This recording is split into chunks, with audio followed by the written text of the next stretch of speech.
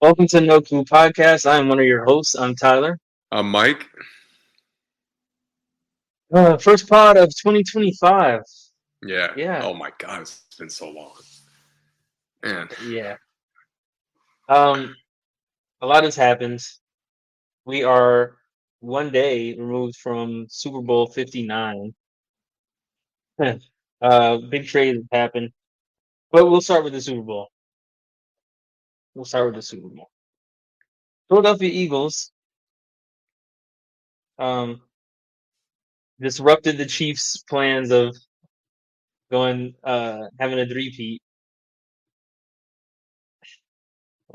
It's tough, man. It, This is a tough game to even cover. It was a complete beatdown by the Eagles. Um, the Chiefs just looked soft in like every way. yeah. The Chiefs O line was absolutely disgusting. Kelsey had a shameful performance, and the quarterback obviously takes the brunt of all the blame in most of these kind of games. Mahomes did not have a good game at all. But positive side, the Eagles looked fantastic. The Eagles looked like one of the best teams I've ever seen in my life, honestly. Like they just had so much talent, so much grit. They really wanted to win this game. They look like underdogs that came to win.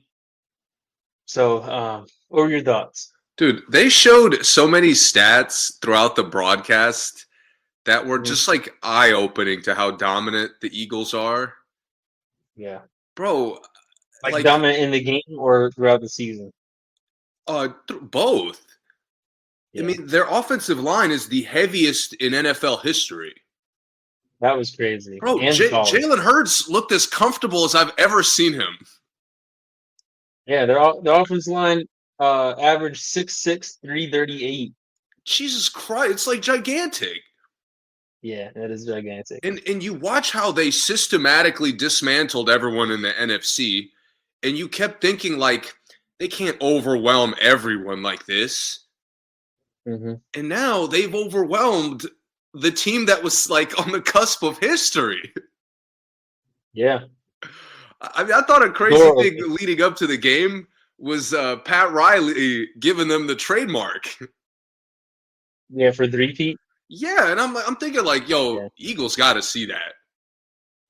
yeah, And it definitely felt like they were extra motivated. But it's like the way Kansas City looked completely inept. I've never seen that.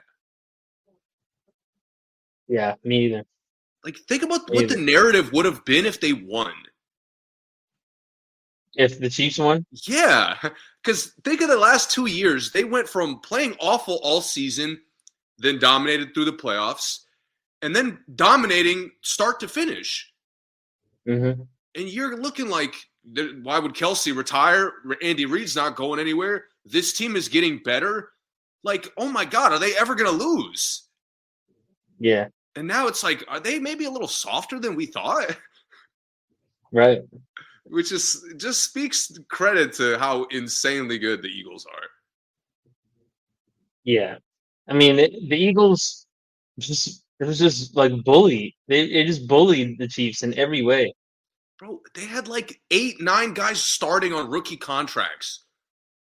Yeah, It's like, so you're telling me these guys they just went to a Super Bowl a couple years ago and they haven't been missing in the draft. yeah. Almost in the they like all their drafts were like defensive stoppers And or every single one of O them felt line. like made a play in the Super Bowl. Yeah, yeah, yeah. It was, I mean, some moments just looks completely unfair in the game. Yes. How do you feel about Hurts winning MVP? I'm not mad at it because it was so balanced. Like Yeah, Hurts poised throughout the game. He started right away. He was confident, composed, yep, was not yep, rattled at all. Even yep, the interception early on was gross. Didn't phase him. Like the next drive, he's still throwing it downfield, taking like comfortable chances. yeah, I'm really not mad at it. I like it. yeah. I like it too. I like it too. I think multiple people could have won it. I think AJ Brown could have won it. Yeah. I think Sweat could have won it. Honestly, Hmm. he's a monster. But Hurts is the engine that makes the team go, and I mean he deserved it. He deserved it. I think Sweat should have got more credit though, because I mean he was a beast. Dude, he just couldn't be blocked. No, you couldn't. It's like every time the Chiefs would like even attempt to take any like momentum or just like do something positive, it was the line. It was Sweat right there, blowing it up immediately. Bro, when they literally picked up a dude and pushed him into Mahomes for Mahomes to throw that second interception, Yeah. that was crazy. I don't think I've ever seen that happen. Like someone gets displaced enough that he forces an interception by an elite quarterback. Yeah.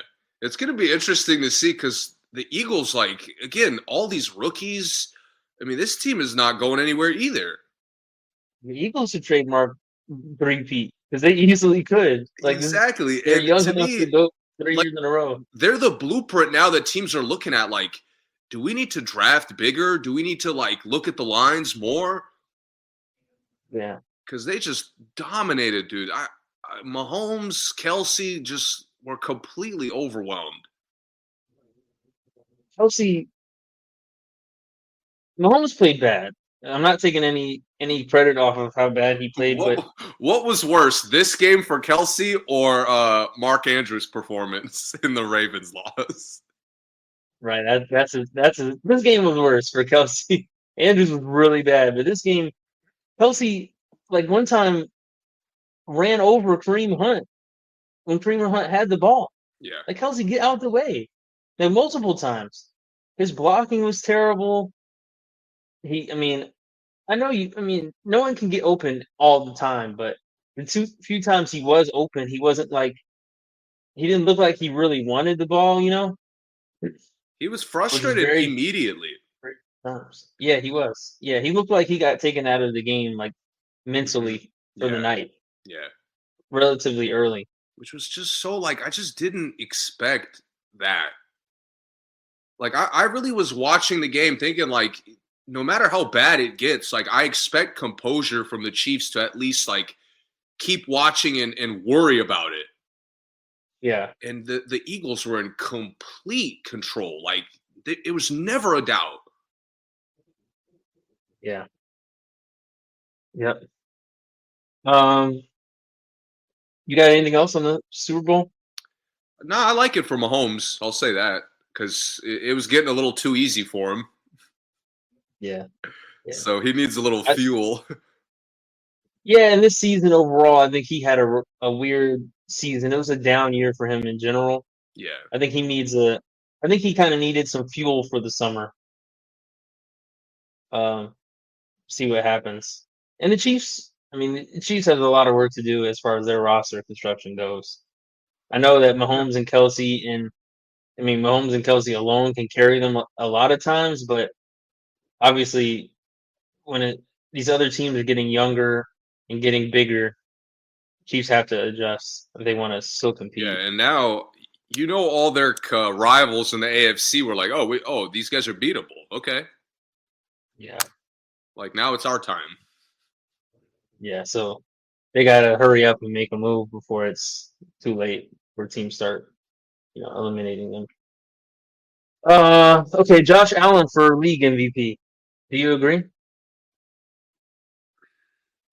No, but okay. We could let that go. Yeah. I will give him some credit. To me, this was his best season. Hmm. Like, top to bottom, it was his most consistent year. It was his most, like, his talent clearly outshined any of the mistakes. I mean, that was the biggest thing, is he cut down on the mistakes. Good.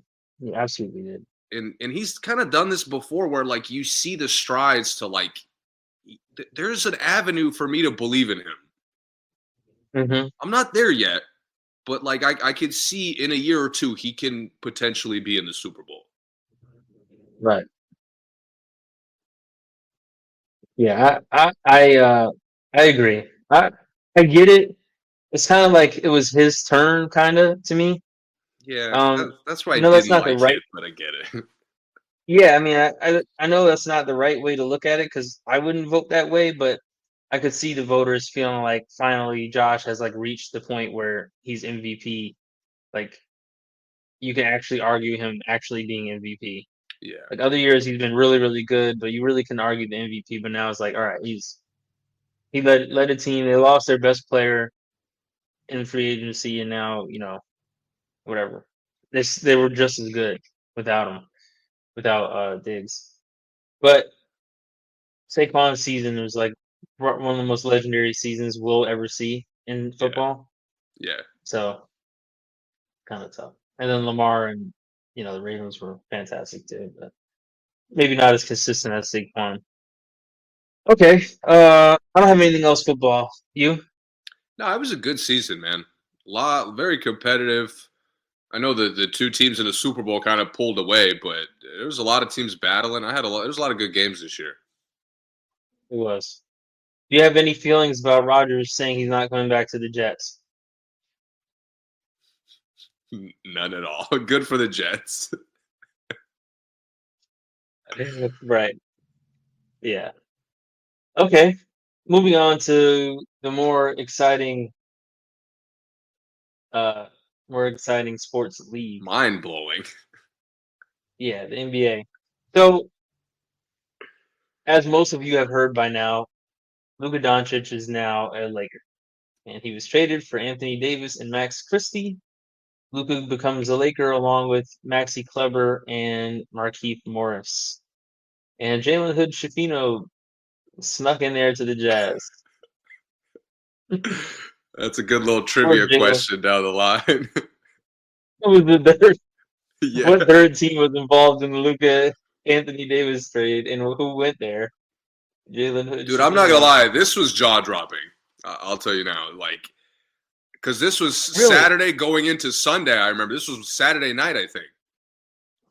Yeah, and it happening like a whole week before the actual deadline made it really weird. Not Yeah. whole week, but like 5 days before the actual Yeah, like deadline. leading up to all the significant moves that are about to be made. Yeah, normally this would be one that like 5 minutes before the deadline's over. Oh my God, they just Yeah. did it. Like, And this was yeah, just it's kind of better that we're going a little later because honestly, like my reaction initially was just pure shock.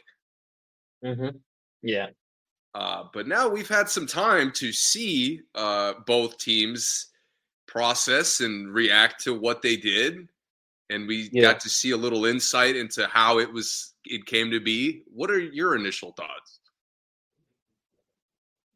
Um, I am more perplexed with the Lakers side of it, actually. The Mavericks side, I'm not Okay. that surprised. I get it. The fact that this Luca makes it a little bit surprising. The fact that the Mavericks got already have like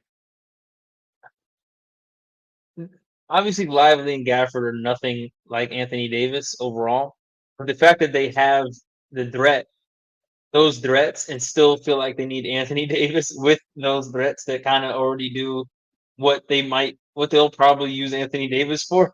Yeah. That was a little bit weird.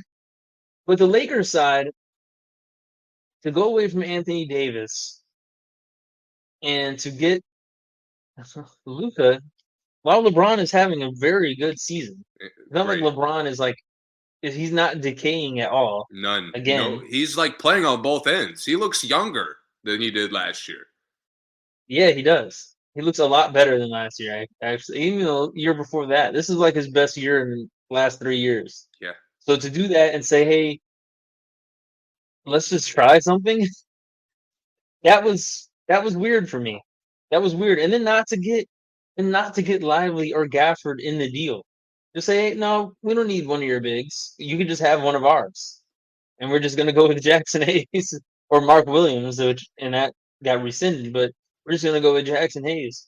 So trading Max Christie and then what would later be Dalton Connect uh, this week, that was really strange to me. Two of their youngest, most talented guys, and then trading Anthony Davis, someone who is a lot easier to build around than Luca, in my opinion. Like future Yeah. wise. Yeah. So that was weird to me. The Luka part of it, Luka's had a really bad attitude for the last 3 years, at least 2 years, both in the NBA and overseas. Um, Kyrie has come, and we know Kyrie's not the best chemistry aid in the league. He may be bottom five. I don't know if Luka and Kid were getting along from what I've seen lately. Seems like there was some weird stuff there. Almost like both. Like he seemed to not want him to be traded, but also seemed to like have issues with him. Yeah, yeah. Like it was almost like it's like if you got into a fight or something, and then the kid you fought got suspended or like got expelled. You're like, man, yeah, I didn't like him, but I didn't dislike him that much to get expelled. You know what I mean? Yeah. It was like so it was like that. So that was kind of a weird scenario. And then the Luka not being in shape thing is it's been like 5 years of him not being in shape, and Dallas talking about it publicly multiple times. Um, so that part, I could see Luka not feeling.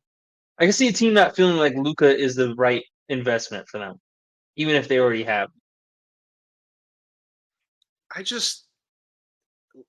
I'm with you on all the Luka concerns, Yeah, but I also remember like the Western Conference playoffs last year yeah, where he was eliminating the Wolves practically single-handedly. yeah, I mean, I remember the Phoenix a couple years ago, same thing, practically single-handed. Like his attitude sucks, but yeah, like to make this move over all the concerns you said, it doesn't justify how good to give up how good he is. yeah, I mean, you just went to the finals. yeah, You were in the ball. I mean, I'm not even going to go to the finals because Boston was better. But again, you walked through the conference in large part because of how good Luka is. mm-hmm. I don't understand if you're a culture, if you're trying to set a culture, Anthony Davis? Like, this is where I kind of flip it to the Dallas side of things. Like, we're looking for culture. It's like trading him for Jimmy Butler. Like, why would you do that? Let me ask you this: what's weirder, this trade or the Towns trade?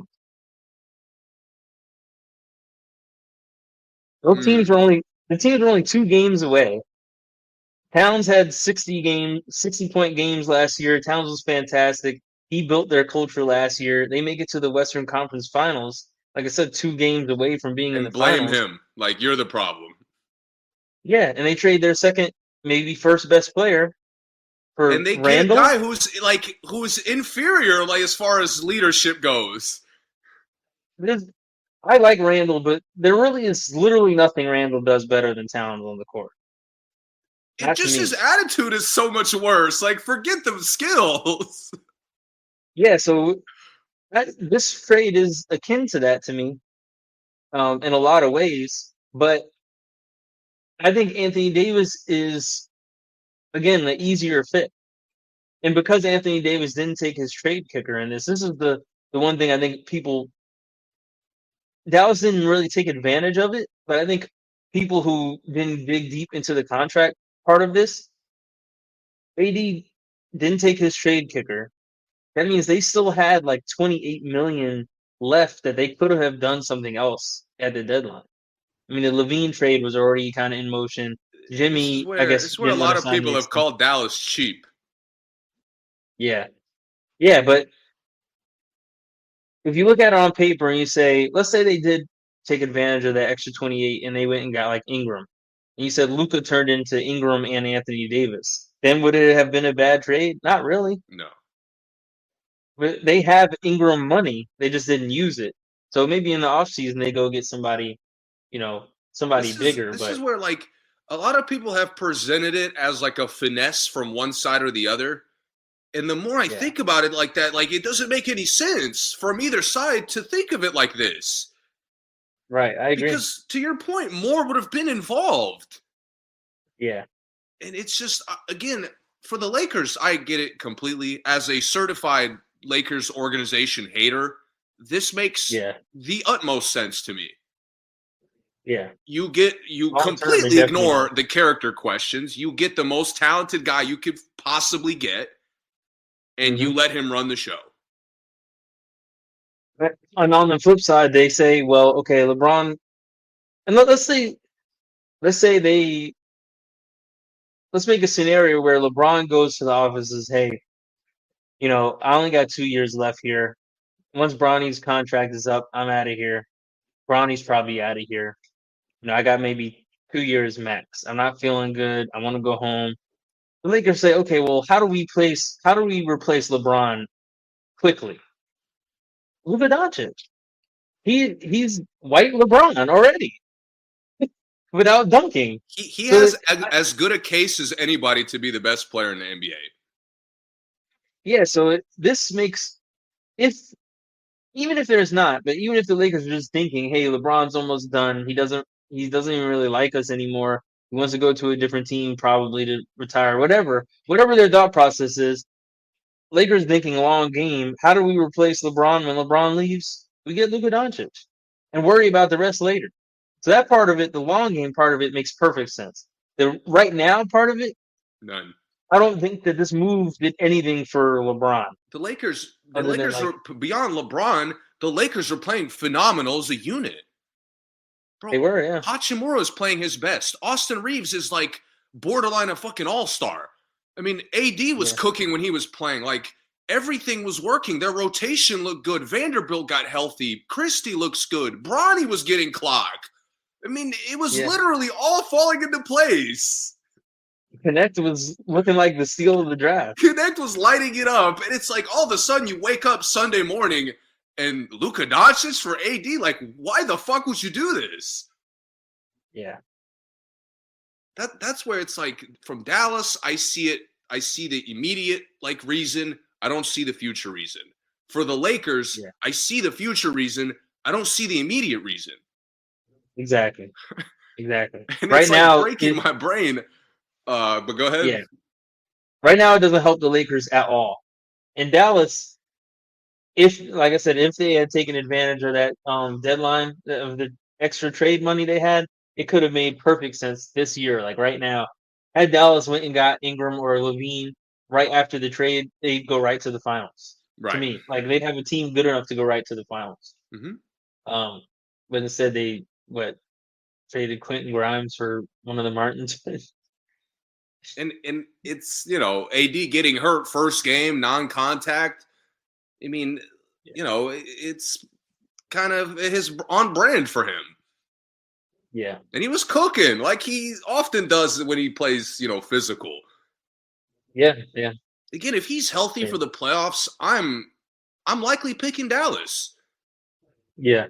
But I'll be watching with a clenched fist the whole time, like, they're gonna get enough stops, but who's gonna take command? Who's gonna set the tone? Like, I really don't know.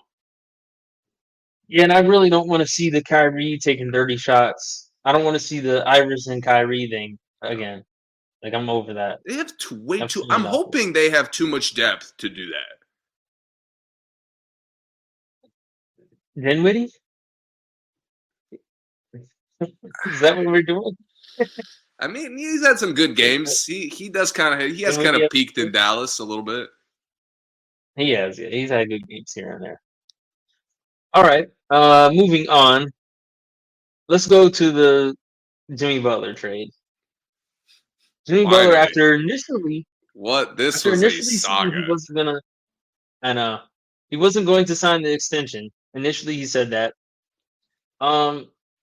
The Warriors somehow, I guess, talked him into it. It really isn't even an extension. It's more of like an extra kicker for next year and then one more year. It's really 1 year extension, not a 2 year extension. It's like he already was on contract for next year, so he just got a little more money for next year, and then he got an extra year on it. He wasn't going to sign the 4 year extension, I guess. So Jimmy got traded for Andrew Wiggins, Kyle Anderson, and Lindy Waters and Dennis Schroeder. All great pickups for Miami, by the way. Yeah, Miami kept Wiggins, Kyle Anderson. Then they flipped Schroeder and Lindy Waters God damn. for I, man, PJ Tucker and Davion Mitchell in a first rough round world pick. out here for Schroeder. The Jazz got Josh Richardson and KJ Martin. I don't know where KJ Martin was. Like he's been on like Was 4 he in teams in like a Philly? week. Wasn't he in Philly? I He thought he, was, but he got traded to the Pistons before that. yeah, So like in the missed same that week. one. So I guess it ended up being like a 4-way trade or something. So the Heat get Wiggins, PJ Tucker, Kyle Anderson, Davion Mitchell. Then the Heat flipped PJ Tucker to the Raptors and KJ Martin, Josh Richardson to the Jazz. Dennis Schroeder, Lindy Waters to the Pistons. So the Heat really only kept Wiggins and Kyle Anderson and Davion Mitchell from I don't know where Davion Mitchell was. The Raptors. I believe so. Point is, Jimmy Butler's on the Warriors. Really, the rest of it means nothing. I mean, I think Wiggins on the Heat is cool, but I don't know what Wiggins plays every night. It's a different Wiggins every night most of the time. No, yeah, it's Miami's not. I mean, they're solid, but not solid enough with these additions. Yeah, it doesn't.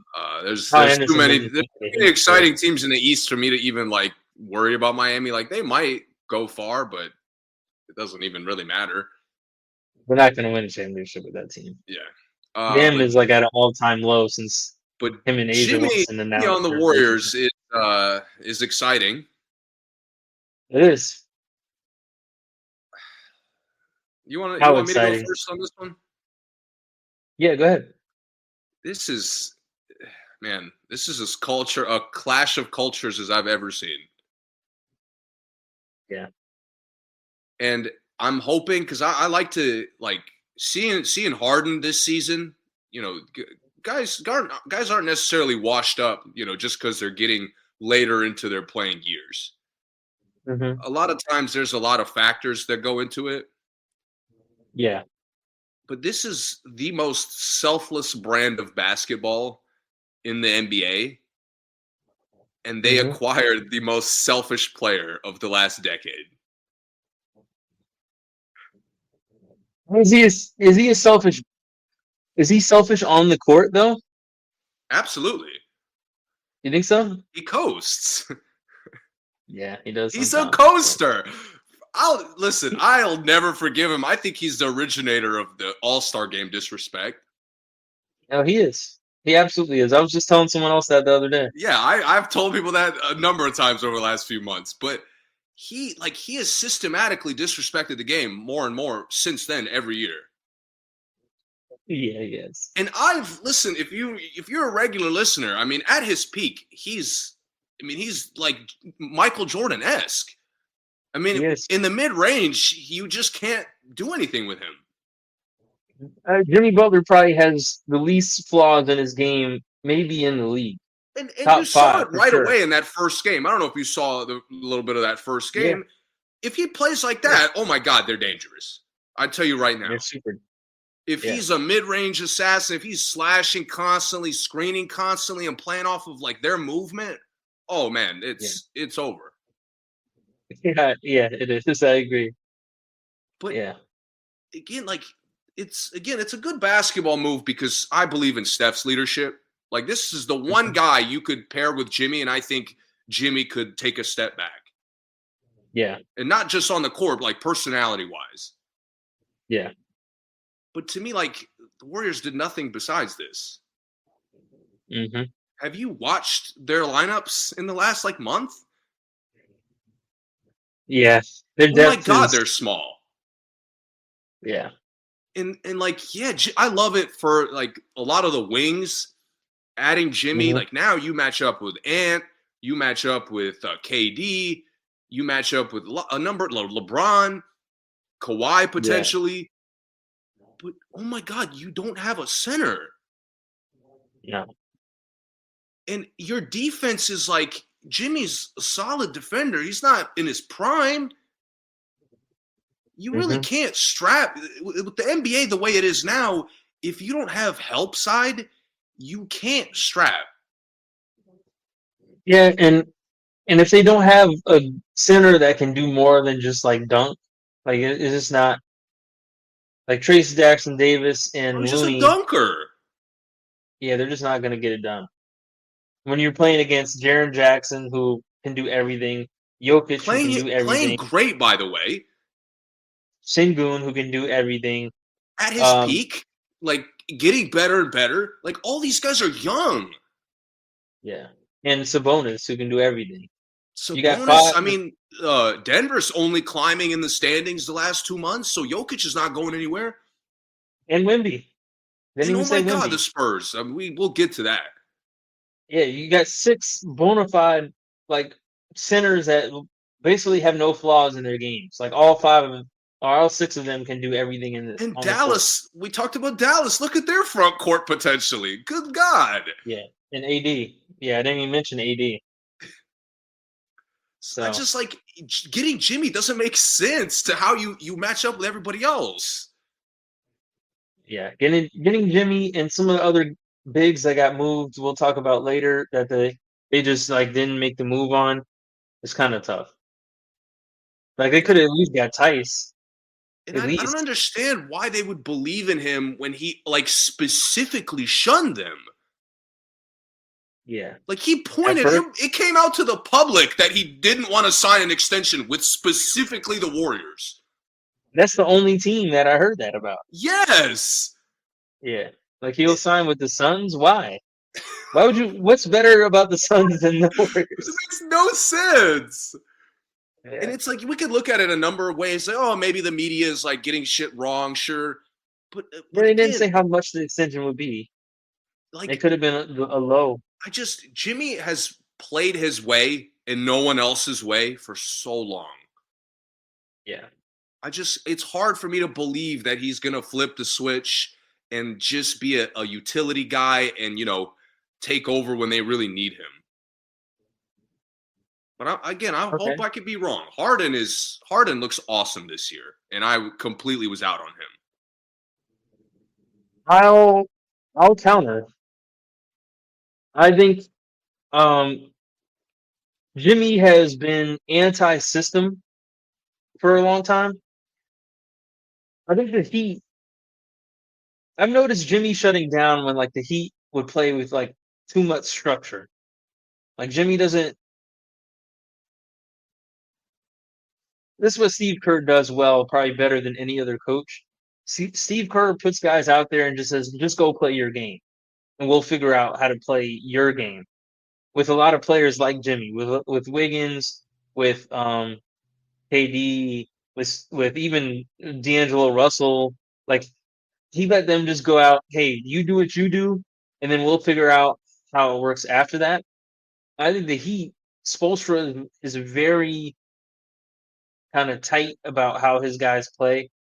You see a lot of guys go to the Heat and they all of a sudden tighten up how they play. Like Yeah, Terry Rozier is nothing, is like a different player on the Heat. Like he used to be someone who really thrived in chaos. He goes to the Heat and like now it's like weird. Like why isn't Terry Rozier taking shots? Like he's doing a lot of passing. Like what's going on? This isn't Terry Rozier. This is a different dude. yeah. Um, Crowder went there and was kind of weird. Gerald Green went there and was kind of weird. You see a lot of guys who normally thrive in the chaotic kind of game go to the Heat and like it just doesn't work. I think Jimmy coming to the Warriors, he'll. I think the freedom will motivate him.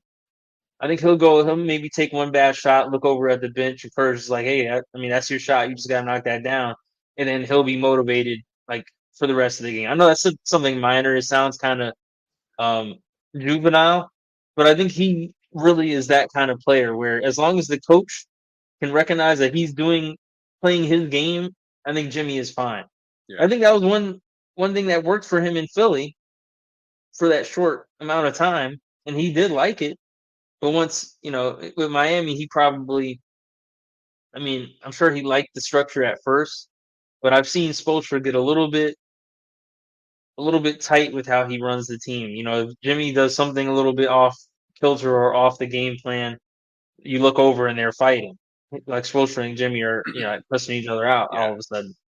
But to me, like on a smaller extent, that's why I believe in Steph so much. Like that freedom you Yeah. talk about, like he's obviously the catalyst for it. He kind of like, it's not even like it's almost like a natural thing. Like he just makes you Hmm. play more like him, more selfless, more movement, more energy. But the hilarious thing to me is like, again, this team is still limited. So Yeah. what's going to happen when they don't play well and Draymond Green tries to talk to him? I was wondering that too. What happens when Draymond tells Jimmy, "Now you were supposed to be over here"? Yeah, because that's coming soon, It much is. sooner than later. The next crunch time game is coming. Because so this Yeah. to me is like this is a chance for Draymond and Jimmy to really like potentially prove people wrong. Hmm. Because what they've been personality wise, this shouldn't work at all. Yeah. And I hope that's not the case. And I hope they could channel that into like a more positive kind of team energy, like Draymond's been able to do in the past. Yeah, I agree. I agree. It's to me this trade is actually a little more exciting than the Luca one because I think their ceiling is higher. Like this year, this Luka and LeBron, just as the two of them, is just so incredible together. I feel like it's still a little more exciting. it sounds cool, but I think the lows will be lower than Oh, for sure, for Any sure. Warriors lows. Yeah. The highs will be like career highlight plays, but the lows will be like really trash sometimes. Yeah, but But again, I'm excited for the Warriors. At least they didn't do nothing. yeah, Like I this agree. is a game changer. Jimmy's going to be a key difference maker, whether they could beat or win or lose a series potentially. Yeah, It's just, bro, yeah, like right before he got there, did you watch that Laker game when LeBron was just like showing out? yeah. It was like him, like, bro, he's out there in like preseason show out form. Like when they who where were they playing? Were they playing Detroit or I forgot where they were playing somewhere in the East. It was an away game, right? He was going crazy. Yeah. Yeah, Oh, way back in yeah. the day, yeah, Detroit in the playoffs. No, no, no. You're talking about this past week, right? Right Oh no, before yeah, Luca against the got there. Warriors. Oh, you mean the Warriors game? Yeah, Oh, right yeah, as the trade happened, I think he might have yeah, just been getting there. yeah, yeah, yeah. That, I'm yeah, that like, yo, was. like guys are Austin Reeves is getting to the rim with no like protection. He had a really good game that game too. Yeah, Reeves has really been cooking. The Lakers in general have been great, but the Warriors have been the opposite. The Warriors have been playing awful. Yeah, they have. So they had to do something, and at least this is something. I think this is going to be big too. Like on court wise, Jimmy being able to bring the ball up and kind of Yeah, play every position is going to be, and not do it in such a shy way like Wiggins, because obviously on paper Wiggins is really versatile, but there's games where like Wiggins just doesn't want to do it. Like for whatever reason, he's like shy to even catch the ball, yeah. and Jimmy's never going to be like that. I also So am excited to see Kuminga fit into that. yeah, Because again, like having good wing depth, you could play small if you commit to it. and having good cutters. Like Yeah, Jimmy it's is just an you elite got to cutter. commit and not just by default because we're tiny. We're just gonna put tiny guys out there. Like, no, you can't do that. Yeah, yeah. All right, moving on. Next trade: De'Aaron Fox traded to the Spurs. Mwah, mwah, The Spurs perfect. trade Trey Jones, Zach Collins, and the Kings trade Kevin Herter and uh, Jordan McLaughlin, who I thought was on Minnesota, but whatever. So the Kings receive Zach LaVine, City Sissoko, 3 first-round picks, and 3 second-round picks. Spurs get De'Aaron Fox, Bulls get Kevin Herter, Trey Jones, Zach Collins. Spurs get Jordan McLaughlin too. Bulls get a first-round pick. So Fox goes to the Spurs, Zach LaVine goes to the Kings. Uh, I love it. Absolutely love it. I love Love it it. for all the teams involved, Yeah, honestly. yeah. Sacramento with a slight reset, which they need. Getting a good haul of picks is very necessary for that. Yeah. They made the step with the coaching fire. There's probably gonna make another move. Yeah. I'm not sure Probably if like they'll first week of keep off both season. Sabonis or DeRozan.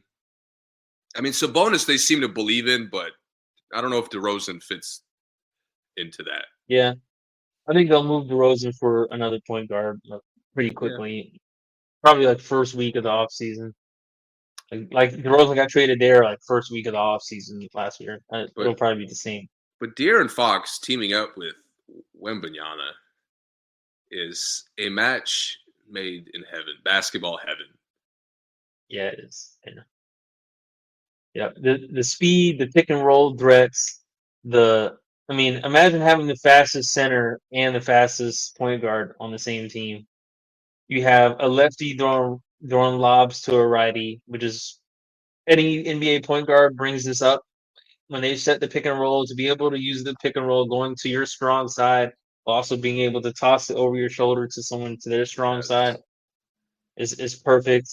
Um, and then Fox and CP is like and kind of sneaky, really interesting like guard backcourt because Fox is big enough to kind of play the two at times, and he runs the floor so well. CP is gonna find him. Like I don't know if it was the first or second game with Fox. Him and CP were in the game in the fourth quarter, and it just made sense. Like Yeah. they controlled the ball really well. And Fox is a very low risk player. He doesn't take any bad shots. He doesn't turn the ball over. I mean, sometimes you could wish he was more aggressive, but he doesn't play out of his game ever. I'll tell you, with the Spurs, like just the first couple games impressions, the spacing is like night and day better. And they don't have Yeah, the shooting is not. no. That's where like you kind of fall in love with spacing, and it's like, how are you getting it? Hmm. And to your point, like beyond the CP Fox connection, Fox has looked great with a former teammate he was with for a few years, Barnes. Yeah, Like again, I've been a certified Barnes hater, but teaming up with a guy he played with for a few years, it yeah, just makes too much sense. yeah, And those first yeah. games, like Barnes is cutting, Barnes is like getting rebounds in traffic. He's making Yep. decisions that, like back in the Dallas days, where he was a multifaceted player, which I really don't see from him now. Yeah. Like the chemistry, just watching them immediately makes so much sense. And this kind of goes unspoken a lot of times, but putting a player back in their hometown, like I mean, his family, his wife is from San Antonio. He grew up in Texas and New Orleans. Like his area, like people want to go play for their home For state, sure. or at least want to go play for where they grew up. He went to Cypress Lakes High School in Katy, Texas. Like, and his wife went to I want to say Texas Tech.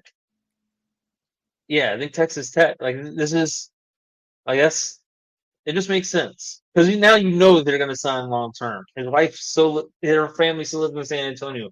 He's gonna sign long term. It makes perfect sense. Yeah. I will say And these guys, first two games, their uh, depth, I like it on paper. I don't like what it looks like. yeah, If that makes sense, like when the ball gets away from either CP or Fox making the decision, more often than not, I don't like it. yeah, And that goes for like Vassell. Vassell has really regressed as a playmaker to me, yes, which is kind of like hit and miss because I do like him. He's doesn't really need to be one with the team they are now, but hmm, you still got to make a good decision when the ball swings to you or the possession kind of gets to you. yeah. His shot selection has been really weird. Weird, Like, and why are it's you taking why are you contested jumpers on settling this team? Yeah, exactly? yeah, And I'm curious. I'm curious how like Wemby and Fox haven't yet looked for each other a lot. no, they haven't. They haven't made the duo yet. Yes, and I'm curious because they've been talking a lot, and you've kind of seen them try to. And I'm really Hmm. curious this next month or so how they progress. Is Popovich back? Haven't they haven't I shown the swear I bench? saw him sitting there at the in the Charlotte game. Okay, yeah, I'm Uh, sure he'll figure it out. but I don't want to commit. I'm not 100% sure because they didn't really cut to the coaching staff a lot. Yeah, the one when I was watching, I didn't see him cut to the staff at all. I feel like they would have if But Popovich was there, but they're playing better than we thought, even before Fox got there. hmm Like I think they were about and 5 games under than like what would be a good year for them. yeah, But it's that's close enough to me with kind of a random collection of young players. and even in the games they lose, they're competing. Like they're losing by 5, Hmm. by 7. It's not like they're getting blown It's out often. inexperience a lot of times it's costing them. Yeah, to your point too, Castle sometimes dribbles more than he needs to. Like maybe he's like a 3 dribble limit. Like, hey, if you can't get by him in 3 dribbles, you got to give the ball up. Like we're not doing 3 behind the backs and a I spin also don't move like and I all don't that like how stuff. he shoots, man. I hate guys that shoot slow. Yeah, he does Like shoot if your slow. release takes time, if you're not KD's height, it's gonna be a problem. Yeah, yeah. Sohan is kind of lost in the sauce in this Random. team now. Yeah, It's he kind of fits perfectly because he's so random, and then other times, like you said, lost in the sauce. Why are you out there, bro? yeah, because you realize now he doesn't really do anything particularly well. He just isn't really bad at And it's anything. so gross that they played him at the like. It's even more gross in hindsight that they played him at the one. It started him at the one. Yeah, Played him. He was it's their starting point disgusting. Like guard. it's a disrespect to point guards that they did that shit. It is. It absolutely is. Um. Yeah. Well. What about Levine on the Kings? You got any analysis for that? No, I like it. I like I it like it. from a strict firepower perspective, and their team that they've been sneakily winning more than you would think. Yeah, they went on a crazy run after they fired Um, Mike Brown. yeah, which whatever. But as far as firepower goes, Levine is healthy. If anybody's seen the Bulls, so he's gonna light it up. He's having like one of the best years of his career. Like Yeah, he was actually, if the yeah, Bulls they won some games. He could and have been he's an All played with Star this year. DeRozan already, so that's an easy connection to me. Yeah, and it was better than I think people like are choosing to remember it, even though it was only a year ago. Like Yeah, people are acting like it was messy and it was trash, but they also had to play injuries, with Vucevic. injury. Oh well, yeah, for sure. But injuries was more of a problem to me. If you can't Yeah, play, me and you are out there, and we can't play more than like 10 games without me missing a week. You miss a month, then our yeah, starting point guard misses the rest of the year. It's like there's no structure. There's nothing to build on. And then on top of that, you got a loser playing center who only wants yeah, to pop out. yeah, Not much I can yeah, do. yeah. So it was. I think people like they're not remembering the good parts of that duo. It was a really good duo at times. They just didn't, like you said, the injuries, and then with Vucevic, it just wasn't the best fit for the rest of the team. And I like that we could talk about Sacramento in the off season and be interested in what they do. Yeah, Like yeah. off season and even moving into next season, like the potential moves they could make, I'm excited to see that.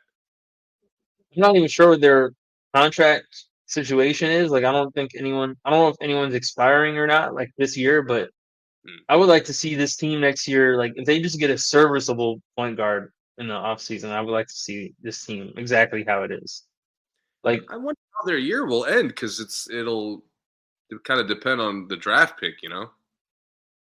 hmm If they yeah, kind of slip at the end of the year and get a little bit earlier, maybe 10 to 15. yeah, I could see them finding somebody. yeah. I mean, yeah, there's guys out there. Okay, what's next? Brandon Let's. Ingram. Oh yeah, Ingram first, but after that, let's double back to the Lakers for a second. Oh, let's go there first. Okay, let's go back to the Lakers real quick. So, because I wanted to mention this because it kind of does tie into the big trade. Yeah. They attempted to acquire Mark Williams. From the Hornets, yes. For Dalton Which, Connect and Cam Reddish. yeah, I don't like losing Connect, but I like it because you desperately needed a center. Yeah. And I need your expertise here. Let me just run down this timeline for you. Yeah. Because again, I'm a little confused here. The trade deadline is February 6th, right? Yes. Mark Williams played February 1st, and he put up 20 and 15. Yes. Pretty healthy there, right? Yeah. He played February 3rd, 23 and 14 against the Wizards. That's light work. Definitely healthy there. Yeah, he's putting up like Malone numbers.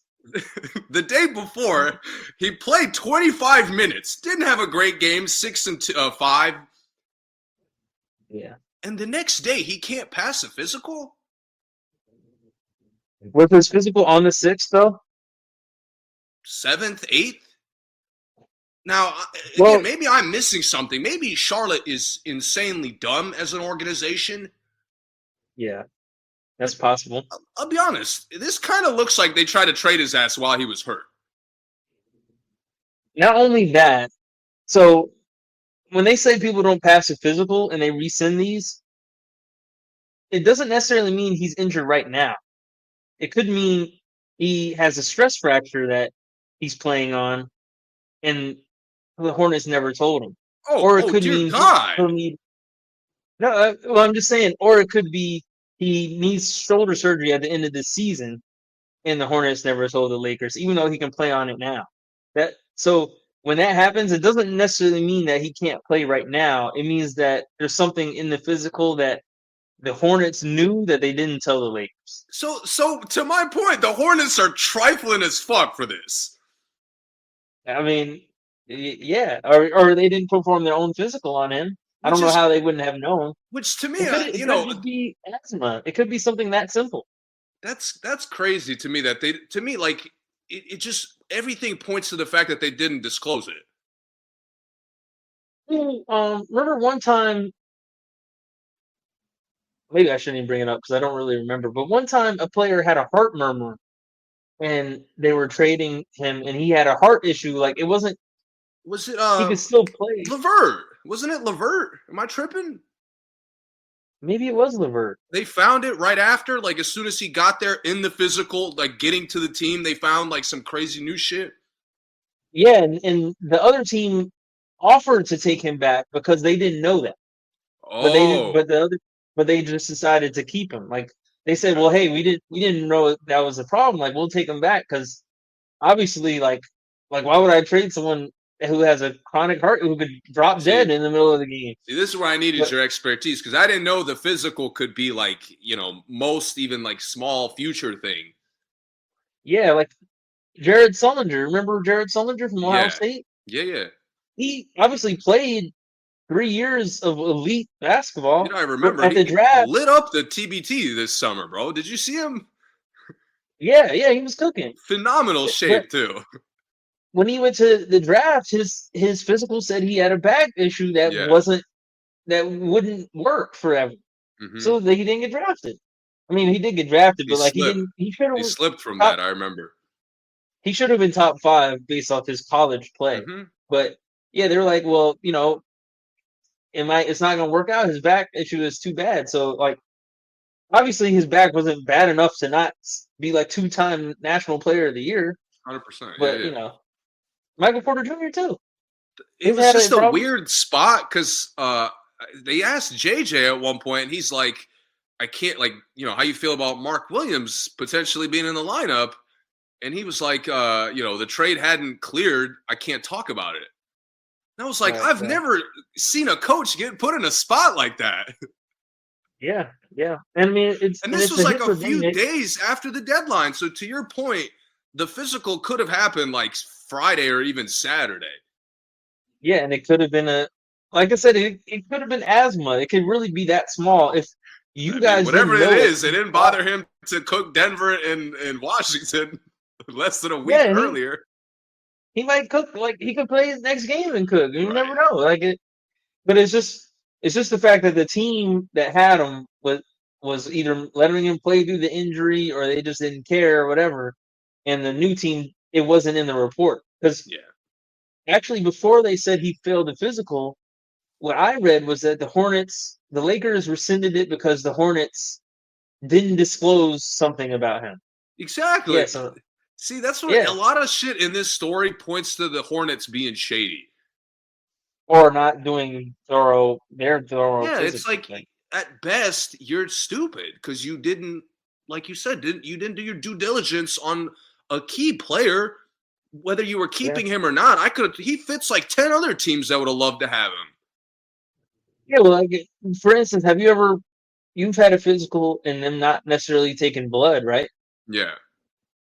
Yeah, so maybe the Hornets physical didn't take blood and the Lakers took blood and the blood didn't come back right. Like it could have been like that. That's tough. It puts them in like a weird situation because now everybody's looking at like even their welcome back Mark Williams. Like, it's kind of weird that you're welcoming him back after kind of ignorantly trying to send him away. Yeah, And to say ignorantly is pretty generous. I feel like, yeah, yeah, yeah. man, Hornets are really not making good decisions. I really feel bad about Connect and Reddish in this situation because I mentioned this before. It's just like with the girlfriend. You guys talk about breaking up and you guys be like, nah, like I don't think this is gonna work anymore, and you decide not to. That moment, you're changed forever from that moment because she realized you were willing to end it, like for whatever the reason Yeah. was. So Connect now, he goes back to the locker, Lakers locker room, like, I mean, you guys didn't even for Mark Williams, like you guys didn't even really want me like that. Yeah. If you think Nah. he's gonna sign his rookie extension after this? Hell nah. Right. So I mean, it's kind of tough, especially as I mean he's been playing very well. I think he's someone that eventually could be like a really good. He probably could be a starter, a token shooter starter for some teams, Yeah. like JJ was. So It's just a weird. I really the JJ not having an answer really threw me off because I'd seen situations like the Levert thing. I remember, but for the teams to be this kind of in the dark and several yeah, days later, actually the trade can't happen. Like somebody was being stupid here. you remember Modi Hunas uh, from Montenegro back in the day did it for Houston, and That's I right. think he actually lied on his physical to not go to the trade, not get traded. And he got, I mean, they kind of kicked him out of the league after that. He I like we remember never that. saw him. I didn't see Yeah, it validated because he was kicked out the league. Like I don't remember him 2 years after that. He was gone. yeah, it was because he whatever that was, he tampered with the physical that time. Yeah. Back to the Kings real quick. I didn't mention they also got Jonas Valanciunas as a part of that trade. It really wasn't part of that trade, but as a trade, they got Valanciunas also. Valanciunas and Sabonis are very good friends. They have played international together for a while. So that makes that a little bit interesting. At first, just getting Valanciunas, I didn't really get it, but once I found out him and Sabonis have like been playing together for a long time, and like he helped raise Sabonis and stuff, then I was like, okay, I see it. I can Yeah. see that. I mean, that could work. He was playing well. He was playing great for the Wizards. I know it didn't matter because Wizards are disgustingly awful, but it's still Yeah, like he's been in the league for over a decade now. yeah, He's been a starter, a backup guy. Like he's a good player. they're for really good teams. Yeah, That's why it didn't make any fucking sense that the Wizards got him to begin with. it didn't make any sense that the Raptors let him go because he was great on the Raptors. Yeah, facts. Okay, Brandon Ingram going to the Raptors. Speaking of Raptors, for Bruce Brown Jr. and Kelly Olynyk in a first pick, which I felt was low for Ingram. I felt like that was kind of a low ball for Ingram, but I mean the Pelicans took it, so it is what it is. But Brandon Ingram to the Raptors. Any thoughts? See, now that you say that, like, yeah, it's a low ball, but his injury track record is not good. Yeah, but Like, bro, do you remember him playing like 4 months straight of basketball? Because I don't. no, I don't. I don't. He gets hurt a lot. He's never made it like through a season anywhere close. I kind of want to look No, up I how don't many think so. games he's played. I'm not going to because it's not the I'll look point it of up. the trade. But to me, I'll look it up. that's the only thing that makes sense for why the price was low. Man, he's 27, man. Like, I don't know. I'm not a big Ingram fan, so let me not act I like think I his am. upside is really good. We haven't seen it. His rookie season, he plays 79 games, and since then he hasn't played more than 64. He's played 18 games this season. Um, Jesus 45, Christ. 55, 59. Like he's in the 50s, low 60s, 61, Bro, 62. he's That's not like his qualifying for average. awards every year. Pretty close. I mean, he gets 60s, man. Some Yeah, 60s. he's on the deadline every time, like stressing about it. Yeah, yeah. I just Tough. the Raptors are. I mean, how many teams can you think of with a darker future than the Raptors? I see absolutely no direction on the Raptors. None. Like, I mean, where the I don't fuck are know. you going? I mean, quickly Barrett and Ingram just sounds like a gross set of guys to have on the court at the same time. And it's Like, crazy what are because I you doing? like I don't all know. of them. I like Yeah, Scotty Barnes. I like Jakob Pertl.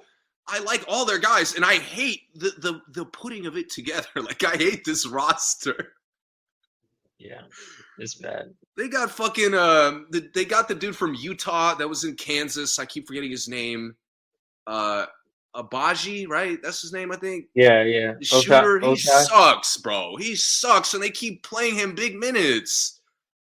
and he randomly has a good game here and there. Yeah, but I don't know. Maybe I'm just a hater and I haven't seen him a lot, but I just Yeah, don't get like their coach is constantly mad at the refs. Like, bro, you guys yeah. suck. Like, respectfully, you don't hear the Wizards coach crying about the refs. And he acts like they're like the league is trying to keep the Raptors Bro, bad. when you have Like, 15 yeah, guys wins are or actually 10 bad. wins, shut up. Yeah, yeah. So I don't know, man. I don't know what the culture they're trying to set. I just don't know. Yeah, it's weird. The potential of Barnes and Ingram is interesting to me. Barnes, Ingram, and Boucher. Can you imagine Yes. those three on the court at the same time? The length, Yes. the like them stretching in a 2-3 But then with you the think whole. about it, they're going to be playing with Jakob Pertl at the 5. And it's like, I'm less excited immediately. Yeah, we're going right at Turtle. Forget the two outside guys. We get to the middle, it's over. Yeah, then quickly at the 1, like, who's he guarding? And who is he passing to? He's never passed. I don't know. He's not getting it back. I can tell you that. Right. So Quickly's over score first guard. yeah, they're a team that I think the coach needs to be a little like at this point the record sucks. I would just start trying like crazy stuff. Like Scotty Barnes at the 1. Let's go Ingram at the 5. Like this is the team you should just try stuff with because you're not gonna win. Like nothing's gonna happen from you trying to put your best 5 out Yeah. there, trying to get a good lineup in. It's not gonna work. This a And little more Boucher because Boucher for some reason his development got like stalled because for a while he was like when he was coming off the bench with DeRozan there. you watch them and tell me his role. Like, honestly, I don't know it. I He's know. he's one of the longest players in the league. Barely ever uses his, like, I can't catch him getting a steal. You know. It's insane. I don't know if there's even like a development idea in place for guys. Scotty Barnes is getting better on his own. And he's only getting incrementally better when he could be getting way better. Yeah, just because You he's know, like a pro who loves the game, so he's working on his game. But what about the structure of the team is like giving him some room for growth? Nothing. nothing. Yeah, nothing. That's why Ingram. I like adding Ingram to that because it's such a mess. And I Yeah, guess Ingram could peak here, yeah. but I just like why? What's the point? But the thing is that's what makes the price tag interesting because they gave up nothing.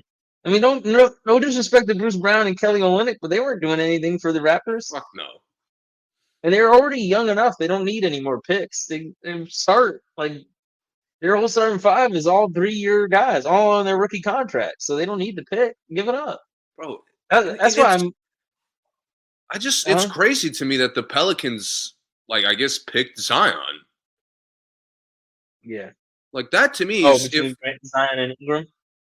yeah, I mean, Yeah. like, I mentioned Ingram's injury history. Like, if that's why we're giving up on him, you got a fucking much better candidate over here.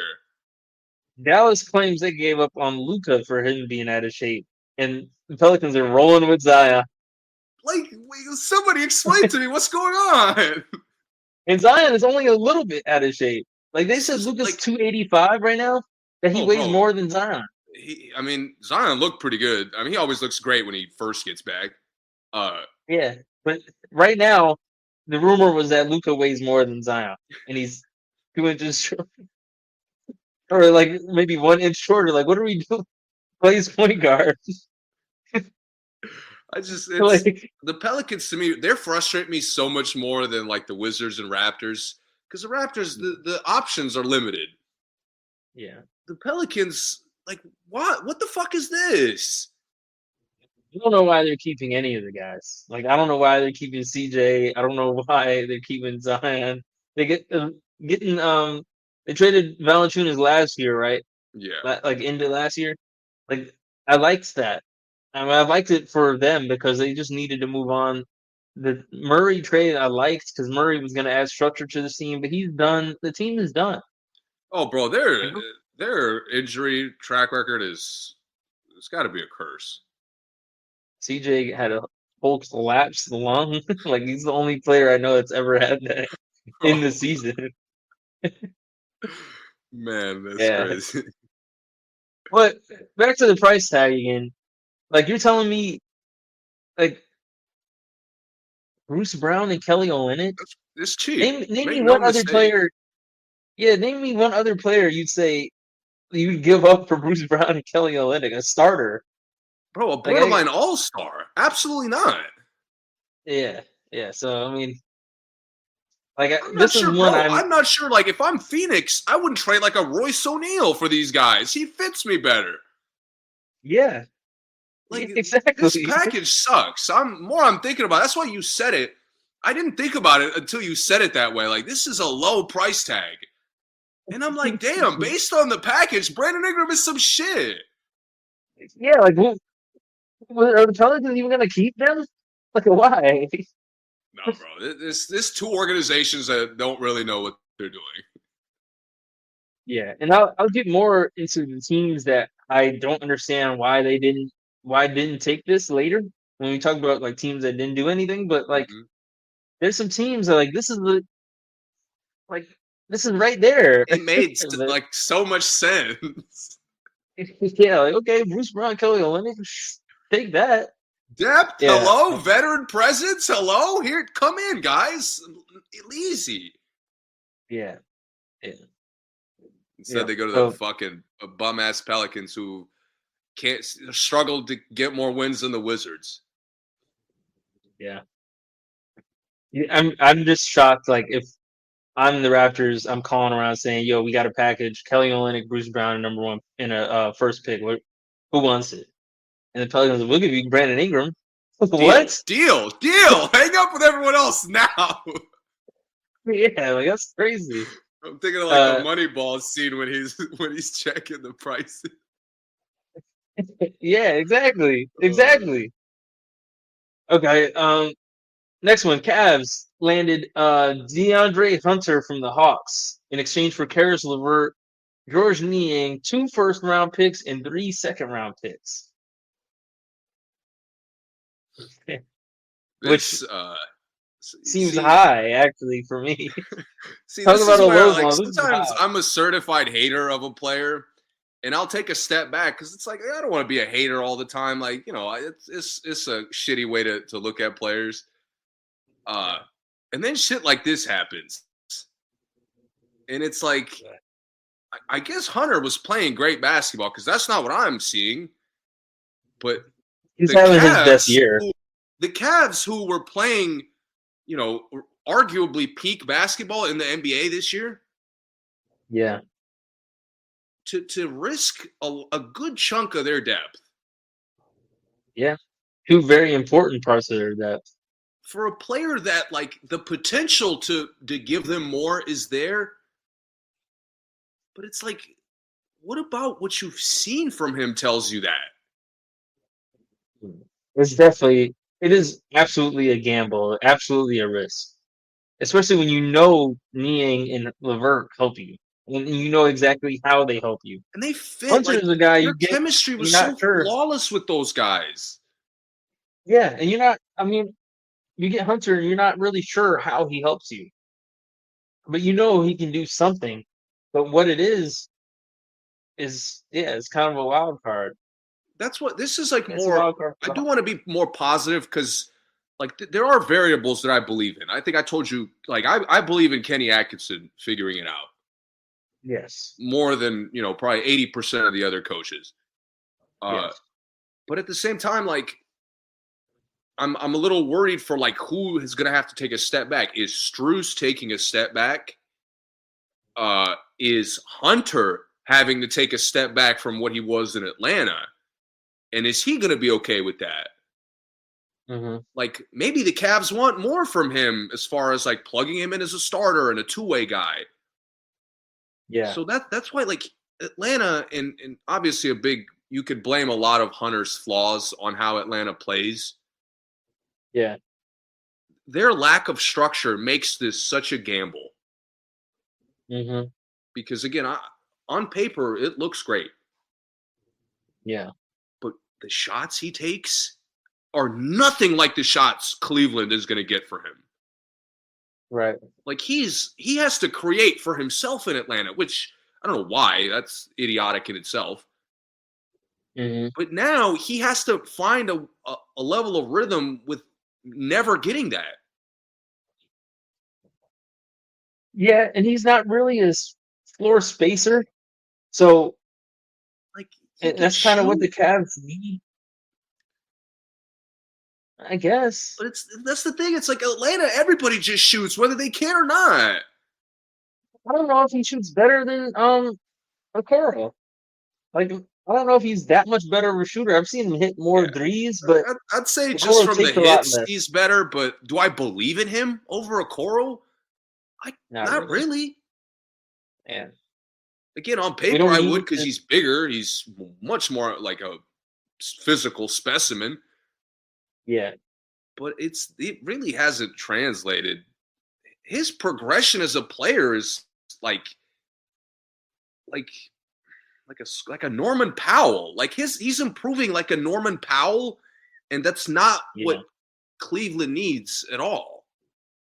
That he's improving to be a better bench player? He's improving to be a more efficient scorer, I would say. Oh, I got you, yeah. That's not what they need, no. But it's like, I think like you could take, is he really going to get a floater in Cleveland? No. He took a lot of fucking floaters off the dribble, and every time I was like, why the fuck is he doing that? Yeah. And it's like here, again, I don't know. I think I'm just hating. I do think the upside is there, and Cleveland has a great coaching staff. Yeah. But I'm just nervous because I just haven't liked how he played in Atlanta. Yeah, I'm not a Hunter guy either, and I think that for me, because I watch a lot of Cavs games, the loss of LeVert and Niang specifically make this fade weird because what LeVert did for them as a scorer, as a spontaneous guy, as like the third guy that you need a good defender on. Like people, I mean, it's watch. If you're a basketball player and you watch the game, teams like the Cavs, you have to think, okay, who do I put my best player on? Donovan Mitchell. I mean, my best defender, right? Donovan Mitchell. Who do I put my second best defender on? Darius Garland. My third best defender, LeVert, is eating him alive. That was LeVert's. That was like LeVert's role. Like, hey, you got Austin Reeves on LeVert. LeVert's getting buckets. Like he's not getting 40, but he's getting buckets. Hunter like eliminates that because he's not that kind of like he's not gonna do that. He's just like, okay, Austin Reeves can pet DeAndre Hunter. Maybe I get that this was probably more of a defensive pickup because Mm-hmm. I mentioned this the last 2 years. The one thing the Cavs have been missing was a wing defender that can guard Tatum, That's one Brown, thing LeVert could and not guys. do. He could get buckets, couldn't get a Right. fucking stop to save his life. So I get that this trade is probably for that, for Hunter to be that stopper for them. But then you lose Niang, who's like one of your best ball movers, best shooters off the bench. You lose two of your best shooters on the team, and you get Hunter, who is just a spotty. Yeah. You know, To me, by default, either Strus or Hunter have to take a massive step back from who they were. yeah, or a massive step forward into being a lot better than they were before the trade. One or the other. Yeah, and I Like, don't really want either of them to do like either extreme. yeah, like now either Strus has to take more shots off the dribble than he probably ever has in his career, or He's getting Hunter less is going to minutes. have to. Yeah, or he's getting less minutes. Right, exactly. And now it's like even There's no harder to be a future. shooter at that point. So and then how do you really expect Hunter to defend at a high level if he's not really playing steady minutes? Again, Yeah. it's tough. Kenny he's got his work cut out for him. And you have him out there defending and not contributing that well on And offense is going to be tough the too. You're final way playing, I'll put it, I guess Cleveland to me has like shown the best chemistry this season. yeah. That's why I'm more nervous than excited for a gamble like this because if there was chemistry questions, I would love this move. hmm But it's the opposite where your chemistry is so good. Cleveland might have been the only team I really didn't want to make a move. Yeah, I mean, especially not a trade. I thought they were going to maybe make a pickup, but Oh not yeah, a trade. Like, pickups are always like possible to me. yeah. But to me, like a trade, you're really changing your depth and your chemistry where in a way I wouldn't risk if I was them. And Niang is like one of the best chemistry guys in the league. Like, Yeah. he Like comes on your team and just does it's whatever you rare need to him to have do. one of your further bench guys to be that steady, that consistent, and like just be such a good fit with every one of the other players. It's hard to Yeah. find that. And these guys have won games for them. I don't think Hunter's going to win any games. That's I where mean, it's at like least not offense. Hunter's weird because Hunter's like won games for Atlanta. But in Yeah. like not the way he's going to get a chance to in Cleveland. So it doesn't really translate. Um, the Hawks getting uh the Hawks getting Terrence Mann and Bones Highland for Bogdanovich to the Clippers. So now the Hawks have Terrence Mann, Bones Highland, LeVert, and Trey Young, which is a wild set of guards. Bro, is Bones Highland ever going to get a chance in a place that like makes sense at least? No, he's not. Not unless the Hawks buy him out, which I think they were trying to waive him. I don't know who would pick him up right away. Not like I mean, I don't. I'm not eager for him to like crack any rotations, but he's not. I've never seen him on an NBA court where it made sense besides like garbage time. I want him to crack minutes because I think there's guys that like is is campaign like that much better than Bones Highland to the point where campaign like is a certified 6 man and Bones is barely in the league. Well, I don't. To be fair to campaign, like he's an energy guy. He is. Like I Cam's trust nice. him to bring energy. Bones is like an exciting bucket. I don't know if he's giving me that when I put him in there. You don't know if he's giving you an exciting bucket? Most likely. That's what I mean. Like, I know that. But Like, Campaign is more reliable with his role, I feel like. he is. Yeah, I think Campaign can fit on any team. But I guess what I'm saying is, like, I don't think they're so far apart that Bones Oh, was like struggling to get on a team, and I Cam believe, is yeah, I agree with that. like everyone's backup, like a instant backup point guard. I don't think they're that. I don't think Bones is that bad. And let's be Even the honest, bad stuff he does, I don't think he's that bad. let's put it right now. How many years does Terrence Mann have left? 3 max. 3 max. I'm thinking 3 to 4. I'm not. No shot he gets to 5. Yeah, yeah, he. I I feel don't know. bad. I don't Like the know. Yeah, Clippers, the Clippers did him dirty in a not necessarily like in the immediate way, but in like a future way where they fucked up his role to now like what fucking position does he play? I have no idea. It's insane. Like he's the cutter, he's the fucking point, he's the center, he's the 2. Like what's happening? He's like, And he's not good at any of that shit, by the way. Like what are we talking? What are we doing?